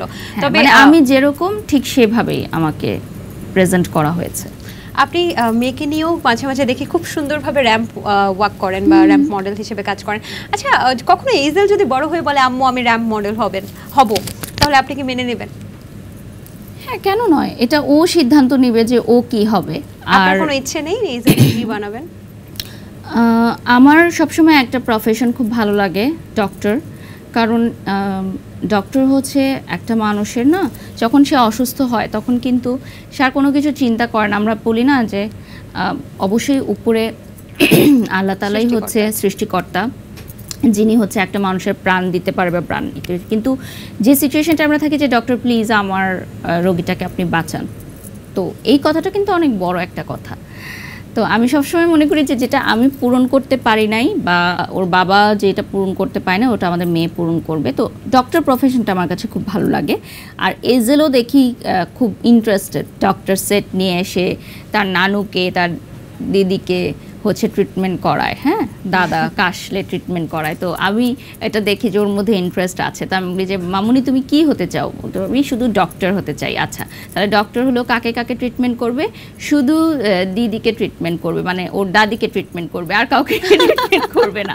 মানে এটা আমার কাছে খুব মজা লাগে। তো এটা আসলে ওর উপর ডিপেন্ড করে যে ও কি হতে চায়। এবং যেমন আমি যে সেক্টরে কাজ করছি ব্র্যান্ড প্রমোটিং, এটাও কিন্তু আমি কখনোই ভাবি না যে এই সেক্টরে আমি কাজ করব, কারণ এই সেক্টরটা তখন আসেই নাই। তো যখন তখন বড় হবে ইনশাল্লাহ তখন তো দেখা যাবে আর অন্য অন্য অনেক সেক্টর ক্রিয়েট হয়ে গেছে, সেগুলোতে হয়তো কাজ করতে পারে। বারিশা হক কি বাচ্চাকে প্রপারলি টাইম দিতে পারে কাজের প্রেশারে? না, আমি সবসময় মনে করি যে বাচ্চাকে প্রপারলি টাইম দেওয়াটা হচ্ছে ডিপেন্ড করে আপনি যেটুকু সময় দিচ্ছেন সেটুকু আপনি প্রপারলি দিচ্ছেন কিনা। এখন 24 ঘন্টা আপনি বাচ্চার সাথে আছেন, কিন্তু বাচ্চার সাথে আপনার বন্ডিং তৈরি হয় নাই, বা বাচ্চা ব্যথা পাইলো বা কী খেতে পছন্দ করলো বা কোথায় যেতে পছন্দ করছে এটা আপনি জানেন না। সো এটা কোনো মানে কি বলবো যে এই বন্ডিংয়ের কোনো মানে নাই। আবার আমার সাথে যেমন আমার মেয়ের যে বন্ডিংটা, যেমন আমি কাজে আসার আগে যদি ওকে বলে যাই যে মামুনি আমি এখন লাইভ করতে যাচ্ছি, তুমি লক্ষ্মী হয়ে থেকো, আমি আবার রাতের বেলা আসবো, তুমি এইগুলো খাবে, এইগুলো দেখবে, সো ও কিন্তু আন্ডারস্ট্যান্ডিং ওভাবে। সো এটা আসলে এক একটা বাচ্চার সাথে না এক একটা মায়ের বন্ডিংটা ক্রিয়েট হয়ে যায়। যেমন ও ঘুরতে অনেক পছন্দ করে, তো আমি ওকে বিভিন্ন জায়গায় জন্য নিয়ে যাই, আমরা একটা লম্বা ভ্যাকেশনে দেশের বাইরে চলে যাই, ও ঘুরতে পছন্দ করে, তো ওটা আমি প্রায়োরিটি দিই যে ঠিক আছে। যেমন আমি ঘুরতে পছন্দ করি না, আমি রেস্ট নিতে পছন্দ করি।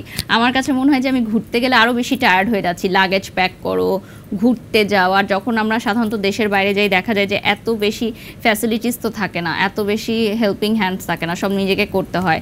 তো পরবর্তীতে আমার কাছে মনে হয় যে আমি এসে আরও টায়ার্ড হয়ে গেলাম, এবং আসার পর আবার অনেক টাইট স্কেজুয়ালের কাজ থাকে, রেস্ট হয় না। বাট ওর জন্য আসলে ঘুরতে যাওয়াটা মানে বাচ্চা পছন্দ এত করে। শিডিউল জটিলতার মধ্যে আসলে রেস্ট নেওয়ার সময়টাই পান না।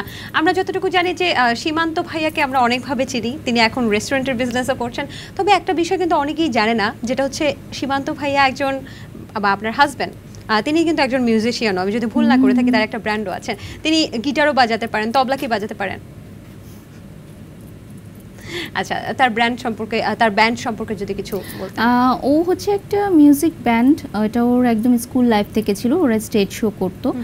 তো পরবর্তীতে হচ্ছে ওইটা কন্টিনিউ তেমন একটা করে না, কারণ এটাতে অনেক সময় দিতে হয়। ও যেহেতু মিউজিক সেক্টরে যায় নাই, ও বিজনেস সেক্টরে চলে আসছে, তো ওটাতে মাঝে মধ্যে যায়, ওরা প্র্যাকটিস করে, ওদের ওই বন্ডিংটা আছে, ওটা আমার ভালো লাগে এবং অ্যাপ্রিসিয়েট করি আমি।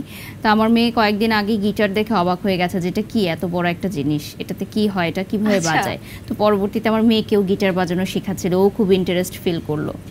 বাহ, চমৎকার। আচ্ছা, সব কিছুতেই তো বারিশা হক আসলে টাকার বিনিময় ছাড়া তো কিছু হয় না, কিন্তু স্বামীর রেস্টুরেন্টের প্রমোশন করছেন, সেখানে টাকা নিচ্ছেন তো ঠিকঠাকভাবে? না, ওটা তো আমারও অংশীদার আছে, মানে আমরা তো জয়েন্ট বিজনেস করছি। আর যেটা হচ্ছে ওর এভিয়েশন কোম্পানি, ওটা হচ্ছে ওর পার্টনারশিপ, ওখানে আমার পার্টনার নাই, বাট আমি ওদের কোম্পানির ব্র্যান্ড অ্যাম্বাসেডর, এবং সেটার জন্য একটা বড় অঙ্কের টাকা অলরেডি আমাকে অ্যাডভান্স করা আছে প্রমোশনের জন্য। স্বামীর এভিয়েশন কোম্পানির প্রমোশনেও বারিশা হক টাকা নিচ্ছেন। তবে বারিশা হক আমরা দেখেছি যে গত জন্মদিনে বারিশা হক এভিয়েশন কোম্পানির হেলিকপ্টার দিয়ে পুরো জায়গাটা ঘুরিয়ে দেখিয়েছে। ওটা আমার হাজবেন্ডের সারপ্রাইজ ছিল। আচ্ছা, না আমি জানতাম না, আমার হাজব্যান্ডের একটা সারপ্রাইজ ছিল। তো পরবর্তীতে আমি মানে ও যখন আমাকে বলেছে যে এয়ারপোর্টে যাব, আমরা রেডি হব, তো তখন আমি ভেবেছি যে হয়তো মানে কি হতে পারে, মানে আমি আসলে বুঝে উঠতে পারছিলাম না যে কোথাও কি যাব, আবার মেয়েকে রেখে যাচ্ছি। আমি বলছিলাম যে আমরা যদি কক্সবাজার যাই বা চিটাগং যাই, তাহলে মেয়েকে নিয়ে কেন যাচ্ছি না।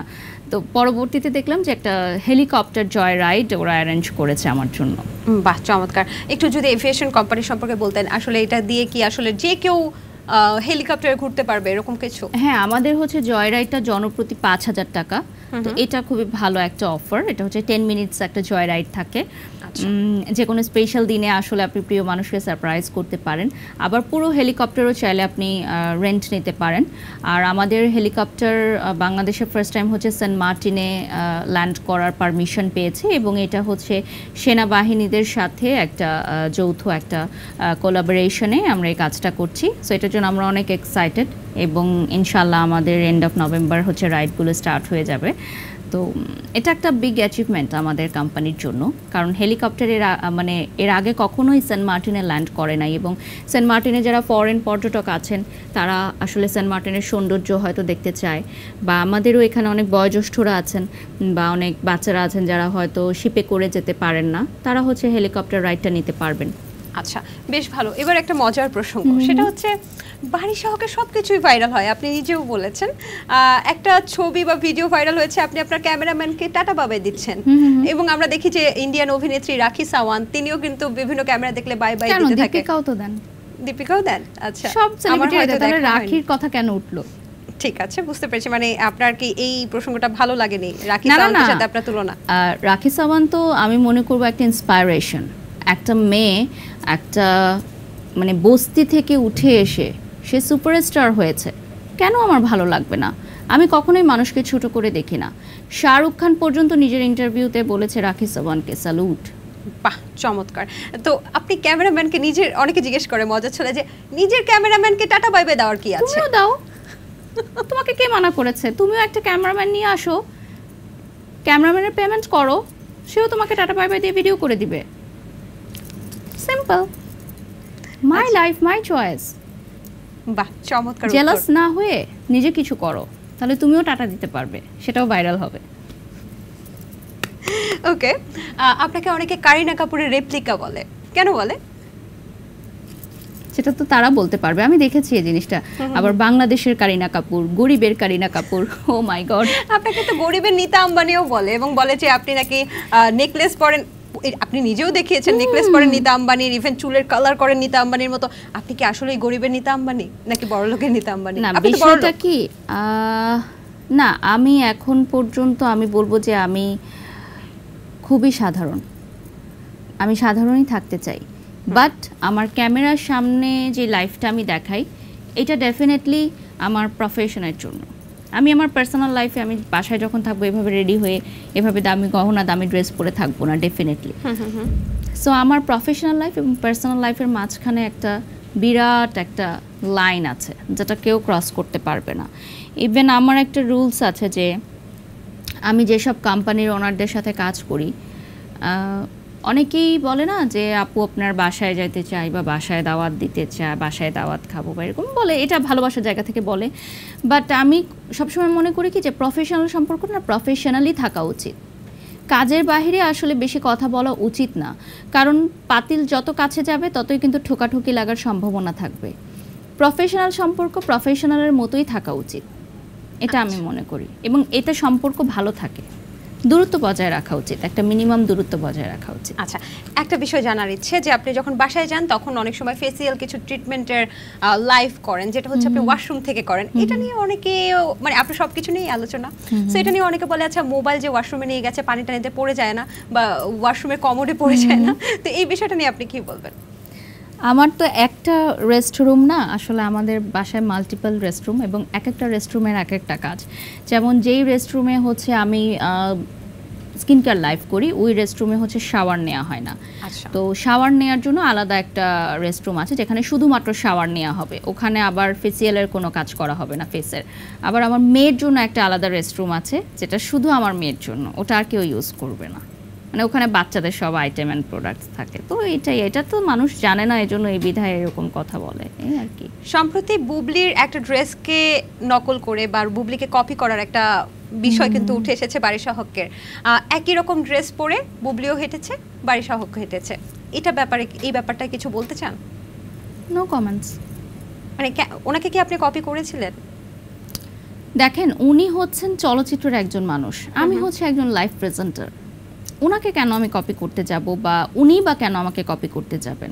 আবার অনেকে এরকম বলেছে যে কাকে বেশি সুন্দর লাগছে, কে ড্রেসটা বেশি ভালোভাবে ক্যারি করতে পারছে। এটা কেউ জানতে চায় নাই তোমাদের কাছে বাবা, এটা কেউ জানতে চায় নাই, আমিও জানতে চাই নাই, উনিও জানতে চায় নাই। সো রিল্যাক্স, তোমরা ঘুমাও বাসায়। আচ্ছা, আপনি গোল্ডের ঘড়ি নিয়ে যখন কথা বলেছেন, অনেকে বলেছে যে জাহিদ খানও ঘড়ি নিয়ে কথা বলে, তো জাহিদ খানের সাথে আপনার মিডিয়ার সম্পর্ক কেমন? প্রফেশনাল সম্পর্ক। আচ্ছা, মানে ওনাকে নায়ক হিসেবে কেমন লাগে আপনার? ডেফিনেটলি উনি খুব ভালো একজন মানুষ। আমি ওনার সিনেমা দেখি নাই, সো আমি ওটা বলতে পারবো না যে কত 10 on 10, বাট উনি অনেক হেল্পফুল একজন পার্সন। এবং ওনার গণ্ডিতে যদি থাকে যে উনি এই হেল্পটা আমাদেরকে করতে পারবে, আর উনি ছোটদেরকে অনেক স্নেহ করে, অনেক সাপোর্ট দেয়, খুব পজিটিভ মাইন্ডের একজন মানুষ। আচ্ছা, লাইভে টাকা এবং খাবার দেখান, এটা কেন? ভাইরাল হওয়ার জন্য। সত্যি? হ্যাঁ। কেন? ওমা, ভাইরাল হওয়াটা ভিউ ভালো হবে, সেল ভালো হবে, কোম্পানির বেনিফিট হবে, কোম্পানির বেনিফিটই তো আমি দেখবো দিন শেষে, তাই না? আচ্ছা বারিশা আপু, অনেকে আছে না ভাইরাল হওয়ার জন্য আসলে অনেক কিছু করে ফেলছে এখন। আমি আপনাকে মেন করছি না, মানে অনেককেই তো আমরা সোশ্যাল মিডিয়াতে দেখছি যে ভাইরাল হওয়ার জন্য কতটুকু নিচে নামা যায়। আসলে ভাইরালের এই প্রতিযোগিতাটা কি আমাদেরকে অসুস্থ করে তুলছে কোনোভাবে? অনেক ক্ষেত্রে, কারণ অনেকেই আছে যারা ভিউ বানানোর জন্য মানুষের নামে আজে বাজে কথা বলছে, লাইভে এসে মিথ্যা অপপ্রচার করছে, মানুষকে নেগেটিভ কমেন্ট করছে, মানুষকে গালাগালি পর্যন্ত করছে। কিন্তু এটাকে তো এখন আবার বলা হয় যে ভালো ভালো ব্যাপার। যেমন আপনার নামে যদি কেউ একটা ভাইরাল কিছু ছড়ায়, সেক্ষেত্রে আপনার সেল বেড়ে যাচ্ছে, আপনি নিজেই বলেছেন। এটা তো আমি আমার কথা বলছি, আমি তো সমাজের কথা বলছি যে সমাজ তাদের কাছ থেকে কি শিখতে পারবে। অনেকেই আছে লাইভে এসে এমন ধরনের শব্দ চয়ন করেন যেগুলো আসলে একটা বাচ্চা যদি সেই লাইভটা দেখে তাহলে সেই বাচ্চার উপর বিরূপ প্রভাব পড়তে পারে। তো আমরা যেমন আমি আপনি বলেন যে টাকা দেখাচ্ছি, খাবার দেখাচ্ছি, এগুলো কিন্তু সমাজের কোনো ক্ষতি হচ্ছে না। আমি তো কোনো খারাপ শব্দ চয়ন করছি না বা আরেকটা মানুষকে নিয়ে আমি খারাপ মন্তব্য করছি না। আমি তো সমাজের কোনো ক্ষতি করছি না, আমি এন্টারটেনমেন্টের জন্য কাজ করছি।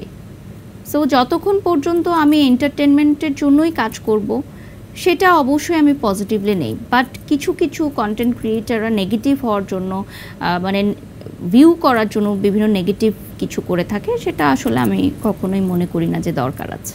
আপনার সামাজিক কার্যকলাপ করার জন্য একটা সংগঠন আছে গিভ আ হ্যান্ড, এবং এই ধরনের আসলে সহায়তামূলক কর্মকাণ্ড করার সময় অনেকে কিন্তু অনেক সমস্যার সম্মুখীন হয়। আপনি কি কোনো সমস্যার সম্মুখীন হয়েছেন? অনেকবার হয়েছি, কারণ আমরা যখনই যেখানে খাবার দিতে যাই, মানে বিনামূল্যে আহার বিতরণ করতে যাই, ও মাই গড, এত বেশি মানে ক্রাউড হয়ে যায় যে জীবন নিয়ে ফিরে আসা দেয়, একদম মানে জীবন নিয়ে ফিরে আসতে হয় ওরকম সময়। এটা আসলে হয় কারণ আমাদের আশেপাশে আসলে আপনি কয়জনকে খাওয়াবেন বলেন, হাজার হাজার মানুষ আছে যারা ক্ষুধার্ত, আমাদের একার পক্ষে সবসময় সম্ভব হয় না। আর আমার আরেকটা ফাউন্ডেশনও আছে, বিএইচ ফাউন্ডেশন, যেখান থেকে আসলে হাসপাতালের ইমার্জেন্সি রোগীদেরকে আসলে বিল পে করা হয়, বা বিভিন্ন সময় কারো একটা বিনামূল্যে অপারেশন করে দেওয়া, বা প্রেগনেন্ট মহিলাদের আসলে ডেলিভারি করে দেয়া, বা অনেক সময় দেখা যায় যে কিছু কিছু শিক্ষার্থী আছে যাদের আসলে পড়াশোনাটা আটকে গেছে বেতনের জন্য, সেটা দেয়া। এগুলো হচ্ছে বিএইচ ফাউন্ডেশনের কাজ। তারপর বন্যার্তদের সময় বা কোভিড সিচুয়েশনে বা বিভিন্ন দেশের অস্থিতিশীল পরিস্থিতিতে আসলে আমরা কাজ করে থাকি। আচ্ছা আচ্ছা, সেক্ষেত্রে আমরা যতটুকু জানি যে মিডিয়ার ক্ষেত্রে আমরা যদি ভাবি, তখন দেখা যায় যে মিডিয়ার নায়িকাদের অনেক সময় সুগার ড্যাডি থাকে, এরকম একটা গুঞ্জন আছে। গুঞ্জন অনেক সময় আমরা দেখেছি সত্যিও হয়েছে। তো আপনি তো মিডিয়াতে কাজ করেছেন, আপনার কাছে এই বিষয়টা কেমন লাগে যে মিডিয়ার মেয়েদের কি খালি সুগার ড্যাডি থাকে, বা আপনার কি এক্ষেত্রে কোনো সুগার ড্যাডি ছিল? আপনি কি কখনো এরকম কোনো অফার পেয়েছিলেন? থাকলে কি আর আমি এত কষ্ট করতাম, এত দিনে 8টা-9টা লাইভ করতাম? আপনি কি মনে মনে এক্সপেক্ট করছেন যে আমার একটা থাকলে ভালো হতো? থাকলে তো আমি অনেক আগেই নিয়ে নিতে পারতাম, তাই না? এটা তো তার উপর ডিপেন্ড করবে যে সে চাইবে কি চাইবে না। কেউ জোর করে তো কারোর সাথে এরকম সম্পর্কে জড়াতে পারে না। এটা একটা মেয়ে সিদ্ধান্ত নেবে সে তার লাইফটা কিভাবে লিড করতে চায়, এবং এটা নিয়ে আসলে আমি কথা বলতে চাই না, কারণ এটা তাদের ব্যক্তিগত চয়েস। তারা প্রফেশনাল লাইফে আমার সাথে কীরকম বিহেভ করছে সেটা আমাকে মানে আকৃষ্ট করে, সেটা আমি দেখব। সে পার্সোনাল লাইফে কি করছে না করছে, গিভ অ্যান্ড টেকের মাধ্যমে কাজ করছে নাকি তার সুগার ড্যাডি আছে, এটা ডেফিনেটলি তার পার্সোনাল ম্যাটার। এটা নিয়ে আমি কোনো মন্তব্য করতে চাই না। ওকে, যদি বারিশা হকের, আমরা যতটুকু শুনেছি বারিশা হকের দ্বিতীয় বিয়েটা পুরোটাই স্পন্সর, মানে 1 টাকা ওনাকে খরচ হয় নাই, ইজ ইট ট্রু? পুরোটা? পুরোটাই অলমোস্ট। কিছু আংশিক খরচ আমাদের ছিল, যেমন হচ্ছে কনভেনশন হল, খাবার দাবার, বাট ওটা তো একটা ভালো ডিসকাউন্ট ছিল, আর বাকি সবই আমাদের প্রমোশনে ছিল। মানুষের বিয়েও স্পন্সরশিপে হয়, বা চমৎকার চমৎকার। আচ্ছা, এই যে আপনি একজন উদ্যোক্তা, আপনি তো ব্র্যান্ড প্রমোটারের সাথে একজন উদ্যোক্তাও, উদ্যোক্তা হিসেবে আপনার জার্নিটা যদি একটু বলতেন, আপনি কি ধরনের কাজগুলো করছেন? আমার কিন্তু একটা হিডেন একটা ডিজাইনার শাড়ির পেজও আছে, হিডেন, মানে মাঝে মধ্যে আমি আসলে আসি, ওটার সময় পাই না আমি। হ্যাঁ, ওটা হচ্ছে সল্ট লাইফস্টাইল, তো ওটা নিয়ে আমি অত প্রসার করি না। আর হচ্ছে বিজনেসের বিষয়টা হচ্ছে, এটা আমার হাজব্যান্ড টোটালি মানে ওরই আসলে প্ল্যানিং ছিল যে আমরা বিজনেস সেক্টরে যাব। ও কিন্তু একটা সময় জবও করেছে, তো পরবর্তীতে বিয়ের পর ও জবটা ছেড়ে দিয়েছে, এবং ওর আগেও একটা বিজনেস ছিল, মাল্টিপল বিজনেস ছিল ওর, সেগুলো সবইও ছেড়ে দিয়ে পরবর্তীতে 1টা বা 2টো বিজনেসেও ফোকাস করেছে। সেটাকে আমি অ্যাপ্রিশিয়েট করি। এবারে কিছু র্যাপিড ফায়ার কোয়েশ্চেন করবো, আপনি উত্তর দেবেন, ঠিক আছে? প্রাইভেট পড়ার অজুহাতে নাচের ক্লাসে গেলে যদি ধরা পড়তেন, মাকে কি উত্তর দিতেন? ধরা পড়ি নাই কখনো। গিয়েছিলেন কখনো? হ্যাঁ, অনেক গিয়েছি, কিন্তু আমি কখনো ড্রেস চেঞ্জ করি নাই, মানে স্কুল ড্রেস পরে আমি নাচের ক্লাস করতাম। নাচের ক্লাস করার জন্য, নাচ শেখার জন্য আপনি পরিবারকে মিথ্যা বলতেন, এই মিথ্যা বলার অভ্যাস কি এখনো আছে? যদি কোনো মিথ্যা আসলে ভালো বয়ে আনে, সেই মিথ্যাটা বলা উচিত আমি মনে করি, কারণ সেই মিথ্যাটা বলেছি একটা সময়, এই জন্যই কিন্তু আজকে আমি এই পর্যায়ে আসতে পেরেছি, এবং এখন আমি আমার মাকে বলে দিয়েছি সত্যটা, এবং সে বলেছে হ্যাঁ সেটা আমিও তখনই জানতাম, বুঝতে পারতাম। সবকিছু বুঝে যায় না। আচ্ছা, আপনি এই মিডিয়া ইন্ডাস্ট্রিতে সবচেয়ে কঠোরভাবে না কাকে বলেছিলেন, সেটা কি কারণে বলেছিলেন, কোন প্রেক্ষিতে? না, আমি তেমন কঠোর কখনোই না, আমি কাজ প্রেমী, কাজ ভালোবাসি এবং কাজ করতে পছন্দ করি। র্যাম্প শোতে ধরেন আপনি একটা র্যাম্প শো করছেন, সেখানে হাই হিল পরে হোঁচট খেয়ে পড়ে গেলেন, তখন আপনি কি করবেন? উঠে দাঁড়াবো, জুতা খুলে স্মার্টলি হেঁটে চলে যাবো, দ্যাটস ইজ কল্ড প্রফেশনালিজম। জীবনে কোন বিষয়টা করে আপনি সবচেয়ে বেশি লজ্জা পেয়েছিলেন? না, আমি মনে করি লজ্জা পাওয়ার কিছু নেই, প্রত্যেকটা জিনিসই আসলে শেখার আছে এবং আমি ভুলগুলো থেকে শেখার চেষ্টা করি যাতে পরবর্তীতে আমি জিনিসটা শুধরে নিতে পারি। কোনো কিছুতে লজ্জা পাননি? লজ্জাকে কবর দিয়ে আসলে এখানে কাজ করতে আসছি। মানে মিডিয়া ইন্ডাস্ট্রিতে কাজ করতে হলে নির্লজ্জ হতে হয়? ডেফিনেটলি। এত মানুষের ট্রোল আপনি কিভাবে নেবেন? তাহলে আপনি লজ্জায় মরে যাবেন। নিজের উপর পড়ে যাচ্ছে কিন্তু বারিশা আপু। হ্যাঁ, নিজের উপর পড়ে যাচ্ছে মানে এই যে আমিও তো মিডিয়া ইন্ডাস্ট্রিতে আছি, তাহলে কি আমিও নির্লজ্জ নাকি? সবাই তো এক না। আচ্ছা আচ্ছা, সবাই তো আমি না। তাহলে কি আপনি নির্লজ্জ? আমি তো বললাম যে আমি আমার লজ্জাকে কবরে দিয়ে তারপর এখানে কাজ করতে আসছি, কারণ আমি হচ্ছে ক্যামেরার সামনে কাজ করি। আমি যখন একটা লাইভ করি, আমি প্রোডাক্ট নিয়ে কথা বলি, আমার মাথায় এতগুলো স্টাডি থাকে, এতগুলো নলেজ থাকে, তখন হচ্ছে লাইভে কমেন্ট উঠতে থাকে, এত বাজে বাজে কমেন্ট। আমার মেয়েকে নিয়ে, আমি যখন প্রেগনেন্ট ছিলাম তখন একজন কমেন্ট করছে, আমি দোয়া করি তোর পেটের বাচ্চাটা যাতে মরে যায়। আমি লাইভ কন্টিনিউ করতেছি। দর্শক, আপনারা শাড়ি দেখতে পাচ্ছেন, শাড়িটার দাম এত, স্ক্রিনশট নিয়ে অর্ডার করে। So what? ওখানে কমেন্ট করছে আমি দোয়া করি আপনার পেটের বাচ্চাটা যাতে মরে যায়। আমার তখন 7+ মান্থ রানিং। আপনি কমেন্টটা পড়েছিলেন? হ্যাঁ। আরেকটা কমেন্ট আসছিল, দোয়া করি তোর পেটের বাচ্চাটা যাতে প্রতিবন্ধী হয়। তো আমি সেই কমেন্টটা পড়েছি যে আজকে একজন মা হিসেবে আমি বলবো দীপ্ত টিভি চ্যানেলে যে প্রতিবন্ধী যারা হয় বা অটিস্টিক যে বাচ্চারা হয় তারাও কিন্তু সন্তান, এবং তাদেরকেও হচ্ছে তাদের মারা যে পরিমাণ ভালোবাসা দেয়, যে পরিমাণ আগলে রাখে, আমার মনে হয় আমিও মনে হয় আমার মেয়ে এজেলকে এতটা আগলে রাখতে পারি নাই। আমি অনেক মাদের সাথে কথা বলেছি যাদের বাচ্চারা হচ্ছে ফিজিক্যালি অটিস্টিক বা মেন্টাল কোনো ডিসঅর্ডারের মধ্যে দিয়ে যাচ্ছে।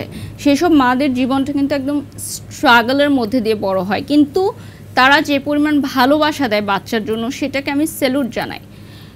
তখন আমি লাইভে বলেছিলাম যে আপনি যে কমেন্টটা করলেন যে দোয়া করি তোর পেটের বাচ্চা যাতে প্রতিবন্ধী হয়, সে যদি প্রতিবন্ধীও হয় আমি তাকে ঠিক ততটাই ভালোবাসবো। That's it. রিলেশনশিপে থাকাটা কি একটা অ্যাডিকশন? হ্যাঁ, এই অ্যাডিকশন থেকে বের হয়ে আসাটা কিন্তু অনেক বড় একটা চ্যালেঞ্জ, যেটা থেকে আমি বের হয়ে আসতে পারছি, বাট এটার জন্য আমাকে প্রায় 12 থেকে 14 বছর অপেক্ষা করতে হয়েছে। আপনি এখনো কি তাকে ভালোবাসেন? প্রথম ভালোবাসা কি ভোলা যায় না? ভুলতে চাই না, বাট ভালোবাসি না, ডেফিনেটলি না। শাকিব খান নাকি আরফান নিশো? শাকিব খান। উপবিশ্বাস না শবনম বুবলি? No comments. কেন? এটা এখন বললে এটা ভাইরাল হবে। আপনি তো চানই আপনার সবকিছু ভাইরাল হোক। না, আমি কখনোই চাই না, এটা অটোমেটিক্যালি হয়ে যায়। আমি চাই না, আমি চাইলে তো মানে আমি ওই ধরনের মানে অ্যান্সার দিতাম যেটা আসলে ভাইরাল হওয়ার মতো বা এরকম নেগেটিভ কথা বলতাম।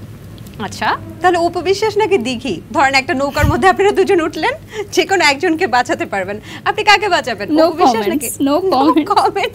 সবসময় আমি দেখেছি বারিশা আপু কখনোই উপবিশ্বাস এবং দিঘি যখন একটা র্যাপিড ফায়ারে থাকে কখনোই নো কমেন্টস। আজকে আপনাকে বলতেই হবে, বলেন। না, একদমই না, দুজনই আমার খুব কাছের এবং আমি সবসময় মনে করি যে আসলে ভালোবাসার জায়গাটা থেকে আমি আসলে কখনো এটা বলতে পারবো না। ফারিন না মেহজাবিন? No comments. মানে এইটা কিন্তু ঠিক না বারিশা আপু, এটা একটা না, খেলা। দুজনের সাথেই আমার কাজ হয়েছে এবং তারা অসম্ভব স্নেহ করে আমাকে, সো আমি আসলে কখনোই চাই না যে আমার উত্তরের কারণে কেউ আসলে কষ্ট পাক। ওকে, আচ্ছা, মেকআপ রুমে যদি আয়না ভেঙে যায় আপনি কিভাবে মেকআপ করবেন? আমার অনেকগুলো আয়না আছে ব্যাগে, মিড, স্মল, বিগ, সো একটা না একটা বের করে দিব। র্যাম্পে হাঁটার সময় আপনি কোন সেলিব্রিটির স্টাইল ফলো করেন? অনেকেই আছে আমাদের ইন্ডাস্ট্রিতে যারা খুব ভালো হাঁটেন, বাট আমি তাদের মতো একদমই হাঁটতে পারি না, তো ফলো করেও কোনো লাভ নাই, কারণ আমি তাদের মতো হাঁটতে পারি না। জীবনে যা হতে চেয়েছিলেন তাই কি হতে পেরেছেন? আমি জীবনে হতে চেয়েছিলাম একজন গুড হাউসওয়াইফ, হ্যাঁ অনেস্টলি আমার কাছে মনে হতো যে আমার বিয়ে হবে, আমার সংসার হবে, আমার বাচ্চা হবে, আমি খুব সুন্দর একটা ছোটোখাটো একটা সংসার চালাবো। বাট দেখেন আমার রিজিক আমাকে কোথায় নিয়ে এসেছে। তো সব সময় আমি মনে করি যে আসলে মানুষ যা চায় আল্লাহ তার চেয়ে দ্বিগুণ ফিরিয়ে দিতে পারে, জাস্ট ভরসা রাখতে হবে যে আমার সৃষ্টিকর্তা আমার জন্য ভালো কিছুই লিখে রেখেছেন। আচ্ছা, যদি বারিশা হক মিডিয়াতে না আসতো, বারিশা হক কি করতো? হাউসওয়াইফ হতো? আর কোনো প্রফেশনে যেত না? আমি আসলে জার্নালিজম নিয়ে লেখাপড়া করেছিলাম, তো হয়তো ক্যামেরার পেছনে কাজ করতাম। ওকে, তার মানে বারিশা হকের হাউসওয়াইফ হওয়ার একটা সুপ্ত বাসনা ছিল জীবনে। হ্যাঁ, ওটা তো আমি এখনো হতে পারি, কারণ আমি আমার সংসারকে গুছিয়ে রাখতে পছন্দ করি। আমি এমন না যে কাজে ব্যস্ত থাকি বলে সংসারের কোনো খবর নাই, এরকম মেয়ে আমি না। আমার একদম টু দি পয়েন্ট সব কিছু হতে হয়, এবং এটা আমার হাজব্যান্ড অনেক অ্যাপ্রিসিয়েট করে। আমার বাসায় সবাই আমাকে খুব অ্যাপ্রিসিয়েট করে যে আমি শত ব্যস্ততার মাঝেও আমার অন পয়েন্ট থাকে সব কিছু, একদম এদিক ওদিক নড়চড় হবে না কোনো কিছু। ব্রেকআপের আগে সেই সম্পর্কের নাম থাকে বয়ফ্রেন্ড, ব্রেকআপের পর সেই সম্পর্কের নাম কি হয়? এক্স বয়ফ্রেন্ড, শেষ। আচ্ছা, এটা কোনো প্রশ্ন? পিআর, সেটার ফুল মিনিং কি? আপনারা তো পিআর পান অনেক কিছু। Public relationship. বাংলাদেশি হিসেবে প্রথম iPhone 16 pro max user Barisha Haque নাকি মাহি আপু? বোথ। দুজন হতে পারে। এখন উনি সিঙ্গাপুর থেকে কিনেছেন, আমি বাংলাদেশে বসে পেয়েছি, দ্যাটস ইট। এটা নিয়ে আসলে মানে এমন কিছু না যেটা একটা অ্যাওয়ার্ড জয়ী একটা প্রশ্ন। জীবনে অনেক কিছু করার আছে ভাই, জাস্ট অ্যান আইফোন। আচ্ছা, সেই আইফোনটাও তো মনে হয় আপনার অ্যাসিস্ট্যান্ট ইউজ করে। হ্যাঁ, ওর কাছেই এখন, আমার কাছে আপনি ইউজ করেন না? বারিশা হক আইফোন 16 প্রো ম্যাক্স নিজে ইউজ করে না, অ্যাসিস্ট্যান্টকে দিয়ে ইউজ করে না। ও তো আমার ছবি ভিডিওগুলো করে, ও আমার ছোট ভাইয়ের মতোই। ও আমার সাথেই থাকে, এবং ওকে আসলে আমি সবসময় বলি যে আমার দুইটা ফোনই ওর দায়িত্বে থাকে, আমার টাকা পয়সা ও রাখে, ও ট্রাস্টের জায়গাটা চলে আসছে আসলে। দিঘির সাথে আপনার হাজবেন্ডকে রোমান্টিক শুট করতে দেখেছি আমরা, তবে নেক্সটে যদি আপনার হাজবেন্ড কারোর সাথে শুট করে, সেটা কোন নায়িকাকে আপনি নেবেন? এটা তো আসলে যারা, হ্যাঁ যে কোনো একটা নাম। ও আচ্ছা আচ্ছা, আমি আপনাকে অপশন দিতে পারি, বুবলি নাকি মাহিয়া মাহি? মাহিয়া মাহি ওর ডিরেকশনে কাজ করেছে, বুবলি ওনার ডিরেকশনে কাজ করেছে, সো দুজনের সাথে ওর কাজ হয়ে গেছে, বাট ও ডিরেক্টর হিসেবে ছিল। যে কোনো একজন মানে এটা তো যে আসলে ডিরেক্টর হবে সে বলে দিবে, সে চয়েস করে দিবে। না, আমি ডিরেক্টর হতে চাই না, এত গুণ আমার নেই। আচ্ছা, ব্র্যান্ড প্রমোটার হিসেবে যদি আপনি মার্কেটিং করেন ক্রমানুসারে, তাহলে কাকে কত নম্বরে রাখবেন? আমি কয়েকটা নাম বলছি। Barsha Chowdhury, brand promoter glamorous gallery by মাহির ওনার। মাহি উদ্যোক্তা, উনি কিন্তু ব্র্যান্ড প্রমোশনও করছেন। আমি ওনাকে একজন উদ্যোক্তা হিসেবেই চিনি। আচ্ছা, উনি পাশাপাশি ব্র্যান্ড প্রমোশনও করছেন। অবন্তী আপু এবং তনি আপু, যদি ক্রমানুসারে আপনি। তনি আপু কিন্তু ব্র্যান্ড প্রমোশন করেন না, উনি কিন্তু একজন উদ্যোক্তা। ওনার সাথে আমার সেদিন মেকআপ রুমেও কথা হয়েছে, ওনার কাছে অনেক প্রমোশনের অফার আছে, বাট রিসেন্টলি উনি মনে হয় এখন প্রমোশন শুরু করেছেন, বাট আমি সেটা এখনো দেখিনি। তো আমি যদি আসলে মার্কিং করতে যাই, সেক্ষেত্রে আমি অবন্তীকে 1-এ রাখবো, দেন হচ্ছে বর্ষা চৌধুরী, দেন মাহি, দেন তনি। বাহ, আপনি আপনার হাজবেন্ডকে বিয়ে না করলে দুবাইয়ের শেখকে বিয়ে করতেন, ইজ ইট ট্রু? নেভার। আচ্ছা, বারিশা এফবি থেকে সর্বোচ্চ কত টাকা আয় করে? আসলে ডলার আমরা পেজ থেকে এক একটা সময় এক এক রকম, মানে এক এক মাসে এক এক রকম থাকে, 1 লাখের উপরে থাকে ম্যাক্সিমাম মাসিক। আচ্ছা, বারিশা থেকে বারিশ হওয়ার গল্পটা একজন জ্যোতিষবিদ বলেছেন দেখে তিনি বারিশা থেকে বারিশ হয়েছেন, ইজ ইট ট্রু? না, এরকম না। আমি আসলে ওই কথাটাও মাথায় রেখেছিলাম, পরবর্তীতে আমি দেখলাম যে বারিশা থেকে বারিশ নামটা উচ্চারণ করতে বা মানুষের ডাকতে সুবিধা হয়, তো পরবর্তীতে আসলে শর্ট নিকনেম হয়ে গেছে বারিশ, দ্যাটস ইট। আচ্ছা, আপনার দিনের সর্বোচ্চ ইনকাম কত? ও মাই গড, এটা আমি কখনো কাউন্ট করে দেখি নাই। আনুমানিক? না, এটা বলতে চাচ্ছি না। এমনিতেই মানে মানুষ এত বেশি মানে নেগেটিভ কমেন্ট করে, বা হয়তো তারা মনে করে যে এত টাকা কেন সে নিয়ে যাবে প্রমোশন করে, বাট আসলে বিষয়টা কি যে আমরা তো এর পিছনে অনেক বেশি শ্রম দিই। মানে আমার সাথে যদি 24 ঘন্টা কেউ থাকে, আমার মনে হয় সে টায়ার্ড হয়ে যাবে। দেখেন, আমি ডাবল অ্যাসিস্ট্যান্ট রেখেছি, ডাবল গাড়ি চালক রেখেছি, কারণ আমার যে পরিমাণে স্কেজুয়াল, ড্রাইভার একজন অসুস্থ হয়ে যেতে পারে, অ্যাসিস্ট্যান্ট একজন অসুস্থ হয়ে যেতে পারে, বাট আমি অসুস্থ থাকলেও আমি কাজ করি। 103 ডিগ্রি জ্বর নিয়েও কাজ করেছেন আমরা ডেফিনেটলি দেখেছি। আমি স্যালাইন নিয়ে নারায়ণগঞ্জে গিয়ে ওপেনিং করেছিলাম, কারণ আমার ওইদিন ওপেনিং এর ডেট ছিল। পরবর্তীতে আমি গাড়িতেই আমার স্যালাইন পুশ করা ছিল, আমি ওটা করে গেছি। জাস্ট হচ্ছে ওপেনিং এর টাইমে আমি স্যালাইন খুলে ওপেনিং করে দিয়ে আসছি, কারণ আমি জানি যে একটা মানুষ যখন কোনো প্রোগ্রাম অ্যারেঞ্জ করে আমার কথা চিন্তা করে, সে ওই দিনের জন্য অনেক টাকা লগ্নি করে, বা আমার সাথে আরেকজন চিত্রনায়িকা ছিলেন, তার শিডিউলের একটা ব্যাপার আছে। সো হুট করে আমি এমন কোনো কাজ করে দিতে পারি না যেটাতে সে আর্থিক ক্ষতির সম্মুখীন হয়। হ্যাঁ, লাইভের বিষয়গুলো আলাদা, যেগুলো আমি হয়তো স্কেজুয়াল চেঞ্জ করে আগে পরে নিতে পারি, বাট যেগুলো ইভেন্ট বা ওপেনিং সেগুলোর কিন্তু ডেটটা চেঞ্জ করা একটু ডিফিকাল্ট থাকে। আচ্ছা, একদম সর্বশেষ প্রশ্ন, আমি কিছু নাম বলবো, সেই নামগুলোকে সেই নামের ব্যক্তিত্বদেরকে আপনি যদি বাসায় দাওয়াত করতেন কি খাওয়াতেন? আচ্ছা, পরিমণি কি খাওয়াতেন? ডেজার্ট কোনো আইটেম খাওয়াতাম, কারণ সে অনেক নাম? মিষ্টি। পুডিং। আচ্ছা, অপু বিশ্বাস ওনাকে অনেকবার আমি খাওয়াইছি বাসায়। কি খাইয়েছেন? চিকেন পোলাও, এবং ওনার বেবির জন্য দিয়েছিলাম, কারণ জয় অনেক পছন্দ করে চিকেন পোলাও, এবং আমার মা চিকেন পোলাওটা রান্না করে একটু সাদা সাদা করে, তো ওটা পছন্দ করে। বুবলিকে? No comments. বুবলিকে কিছু খাওয়াবেন না বাসায় আসলে? আসলে আপুর সাথে আমার খুবই প্রফেশনাল সম্পর্ক, এখনও ওরকম সম্পর্ক হয়নি যে বাসায় দাওয়াত করার মতো। যদি হয় তাহলে অবশ্যই খাওয়াবো। কি খাওয়াবেন? কাচ্চি বিরিয়ানি। আচ্ছা, পূজা চেরিকে? ওকে দেখলে আমার মনে হয় যে ও খাওয়ার ব্যাপারে অনেক সচেতন, তো ওকে আমি কোনো সালাদ আইটেম বা স্যুপ খাওয়াবো। আচ্ছা, শাকিব খান? ও মাই গড, উনি তো বাসায় আসলে আমার মনে হয় যে আমি রান্না বাড়াই সব ভুলে যাব, খালি ওনাকে দেখবেন। হ্যাঁ। তো যাই হোক, তাহলে কিছু খাওয়াবেন না? কফি। কফি খাওয়াবেন শুধু? আই গেস, কারণ আপনি কি হচ্ছে আমি তাহলে- ওনার সাথে কফি এনজয় করতে চাই এবং ওনার ব্যাপারে জানতে চাই, ওনার স্ট্রাগল সম্পর্কে আমি জানতে চাই, শিখতে চাই। তো রান্না করে আমি সময় নষ্ট করব না ওই সময়। শাকিব খানের সাথে কফি এনজয় করতে চান বাড়ির সাথে? আচ্ছা, মেহজাবিনকে কি খাওয়াবেন? Orange juice. ওকে। মিম, বিদ্যা সিনহা মিম? আপু খাসি অনেক পছন্দ করে, একবার আমরা খাসি নিয়ে খাওয়াবেন বিদ্যা সিনহা গেছিলাম। মিমকে? হ্যাঁ, ওনার জন্য আস্ত খাসির ডালা নিয়ে গেছিলাম আমরা আমাদের রেস্টুরেন্টের পক্ষ থেকে, তখন আপু বলেছিলেন যে ওনার খাসির মাংস অনেক পছন্দ। দেখি ও তো মাঝে মধ্যেই খায়, এবং মাঝে মধ্যে আপনার বাসায় এসে খায়? হ্যাঁ, ও আমার একদম ফ্যামিলির মতো। মানে ওকে হয়তো স্ক্রিনে অনেকেই চিত্রনায়িকা বা ওই হিসেবে দেখে, বাট ওকে আমি একদমই ছোট বোনের মতো এবং অনেক আদর করি। আর দিঘির বাসায় আমাদের যাওয়া হয় যখন তখন, ও অনেক মজার রান্না করে আমাদের জন্য। ও নিজেও খুব ভালো রান্না করে, এটা অনেকে জানে না। ও খুব ভালো রান্না করে, আমি অবাক হয়ে যাই যে ও এত ছোট বয়সে এত রান্না শিখে গেছে, মাশাল্লাহ। আর ও আমার বাসায় আসলে তো একদম বাংলা আইটেম সব ওর জন্য রান্না রেডি থাকে, ও খুব আনন্দ করে খায়। আমি বলি তুমি খাও। মজা মাহিয়া করে। মাহি? মাহিয়াপুর জন্য যে কোনো চাইনিজ ফুড আমি করতে পারি।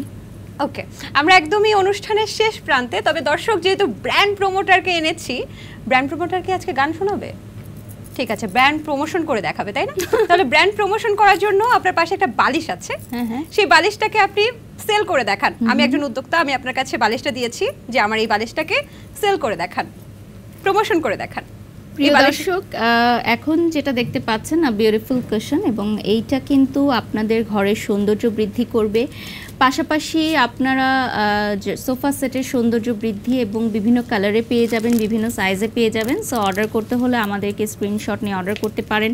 এছাড়া যাদের পিঠের ব্যথা রয়েছে তারাও কিন্তু পিঠে দিতে পারেন, বসতে পারেন। যাদের অনেক সময় দেখা যায় যে বাড়িতে বিভিন্ন কালারের সোফা সেট আছে, সো বিভিন্ন কালারের অর্ডার করে রাখবেন, যখন আপনার বাসায় অতিথি আসবে তখন সেগুলো চেঞ্জ করে দিতে পারেন। আর এই কুশন কভারগুলো কিন্তু খুবই রিজনেবল প্রাইসে আপনি পেয়ে যাচ্ছেন দীপ্ত টিভিতে। সো এখানে চলে এসেও পারচেস করতে পারেন, স্পট পারচেস, দেখে শুনে হাতে নিয়ে বসে তারপর অর্ডার করতে পারবেন। আফা, আমার যদি ইচ্ছে করে যে ওখানে জায়েদ খানের ছবি লাগাতে পারবো না? হ্যাঁ, সেটাও পারবেন। আপনার যে কোনো পছন্দের হিরো বা হিরোইনের ছবি আপনি কাস্টমাইজ করে এখানে প্রিন্ট করতে পারবেন, সেটাও আমরা করে দিব, এবং সেই বালিশে ঘুমিয়ে আপনি তাকে নিয়ে স্বপ্নও দেখতে পারবেন। এটা কিন্তু খুবই সুন্দর ছিল এবং ব্র্যান্ড প্রমোটার যে সবসময় ব্র্যান্ড প্রমোশনের কাজটা খুব ঠিকঠাকভাবে করে এটা কিন্তু আজকে আমরা প্রমাণ পেয়েছি। এই জন্য আপনার জন্য একটা গিফট কিন্তু রেখেছি। এত সুন্দর র্যাপিড ফায়ার খেলেছেন, পাশাপাশি আপনি এত সুন্দর প্রমোশন করে দিলেন বালিশটার, আল্লাহই জানে কতগুলো পিস বিক্রি হয়। এই যে আপনার জন্য দীপ্ত প্লের পক্ষ থেকে সুন্দর একটা গিফট। Okay, thank you. অনেক ধন্যবাদ আমাদের প্রোগ্রামে আসার জন্য। আপনার কেমন লেগেছে এসে? খুবই ভালো লেগেছে, সবসময় ভালো লাগে। দীপ্ত টিভি খুব ভালো লাগার একটি চ্যানেল, সো ভালো লেগেছে and thank you so much Samriddhi. Thank you so much for coming. দর্শক, এই ছিল দ্য টক রুমের আজকের আয়োজন। আশা করছি আপনাদের পুরো আয়োজন অনেক বেশি ভালো লেগেছে, অনেক বেশি এনজয় করেছেন। আগামী পর্বে আমরা আবারও কোনো সেলিব্রিটি গেস্ট নিয়ে কিন্তু হাজির হয়ে যাব। সে পর্যন্ত ভালো থাকুন, সুস্থ থাকুন এবং দ্য টক রুমের সাথেই থাকুন।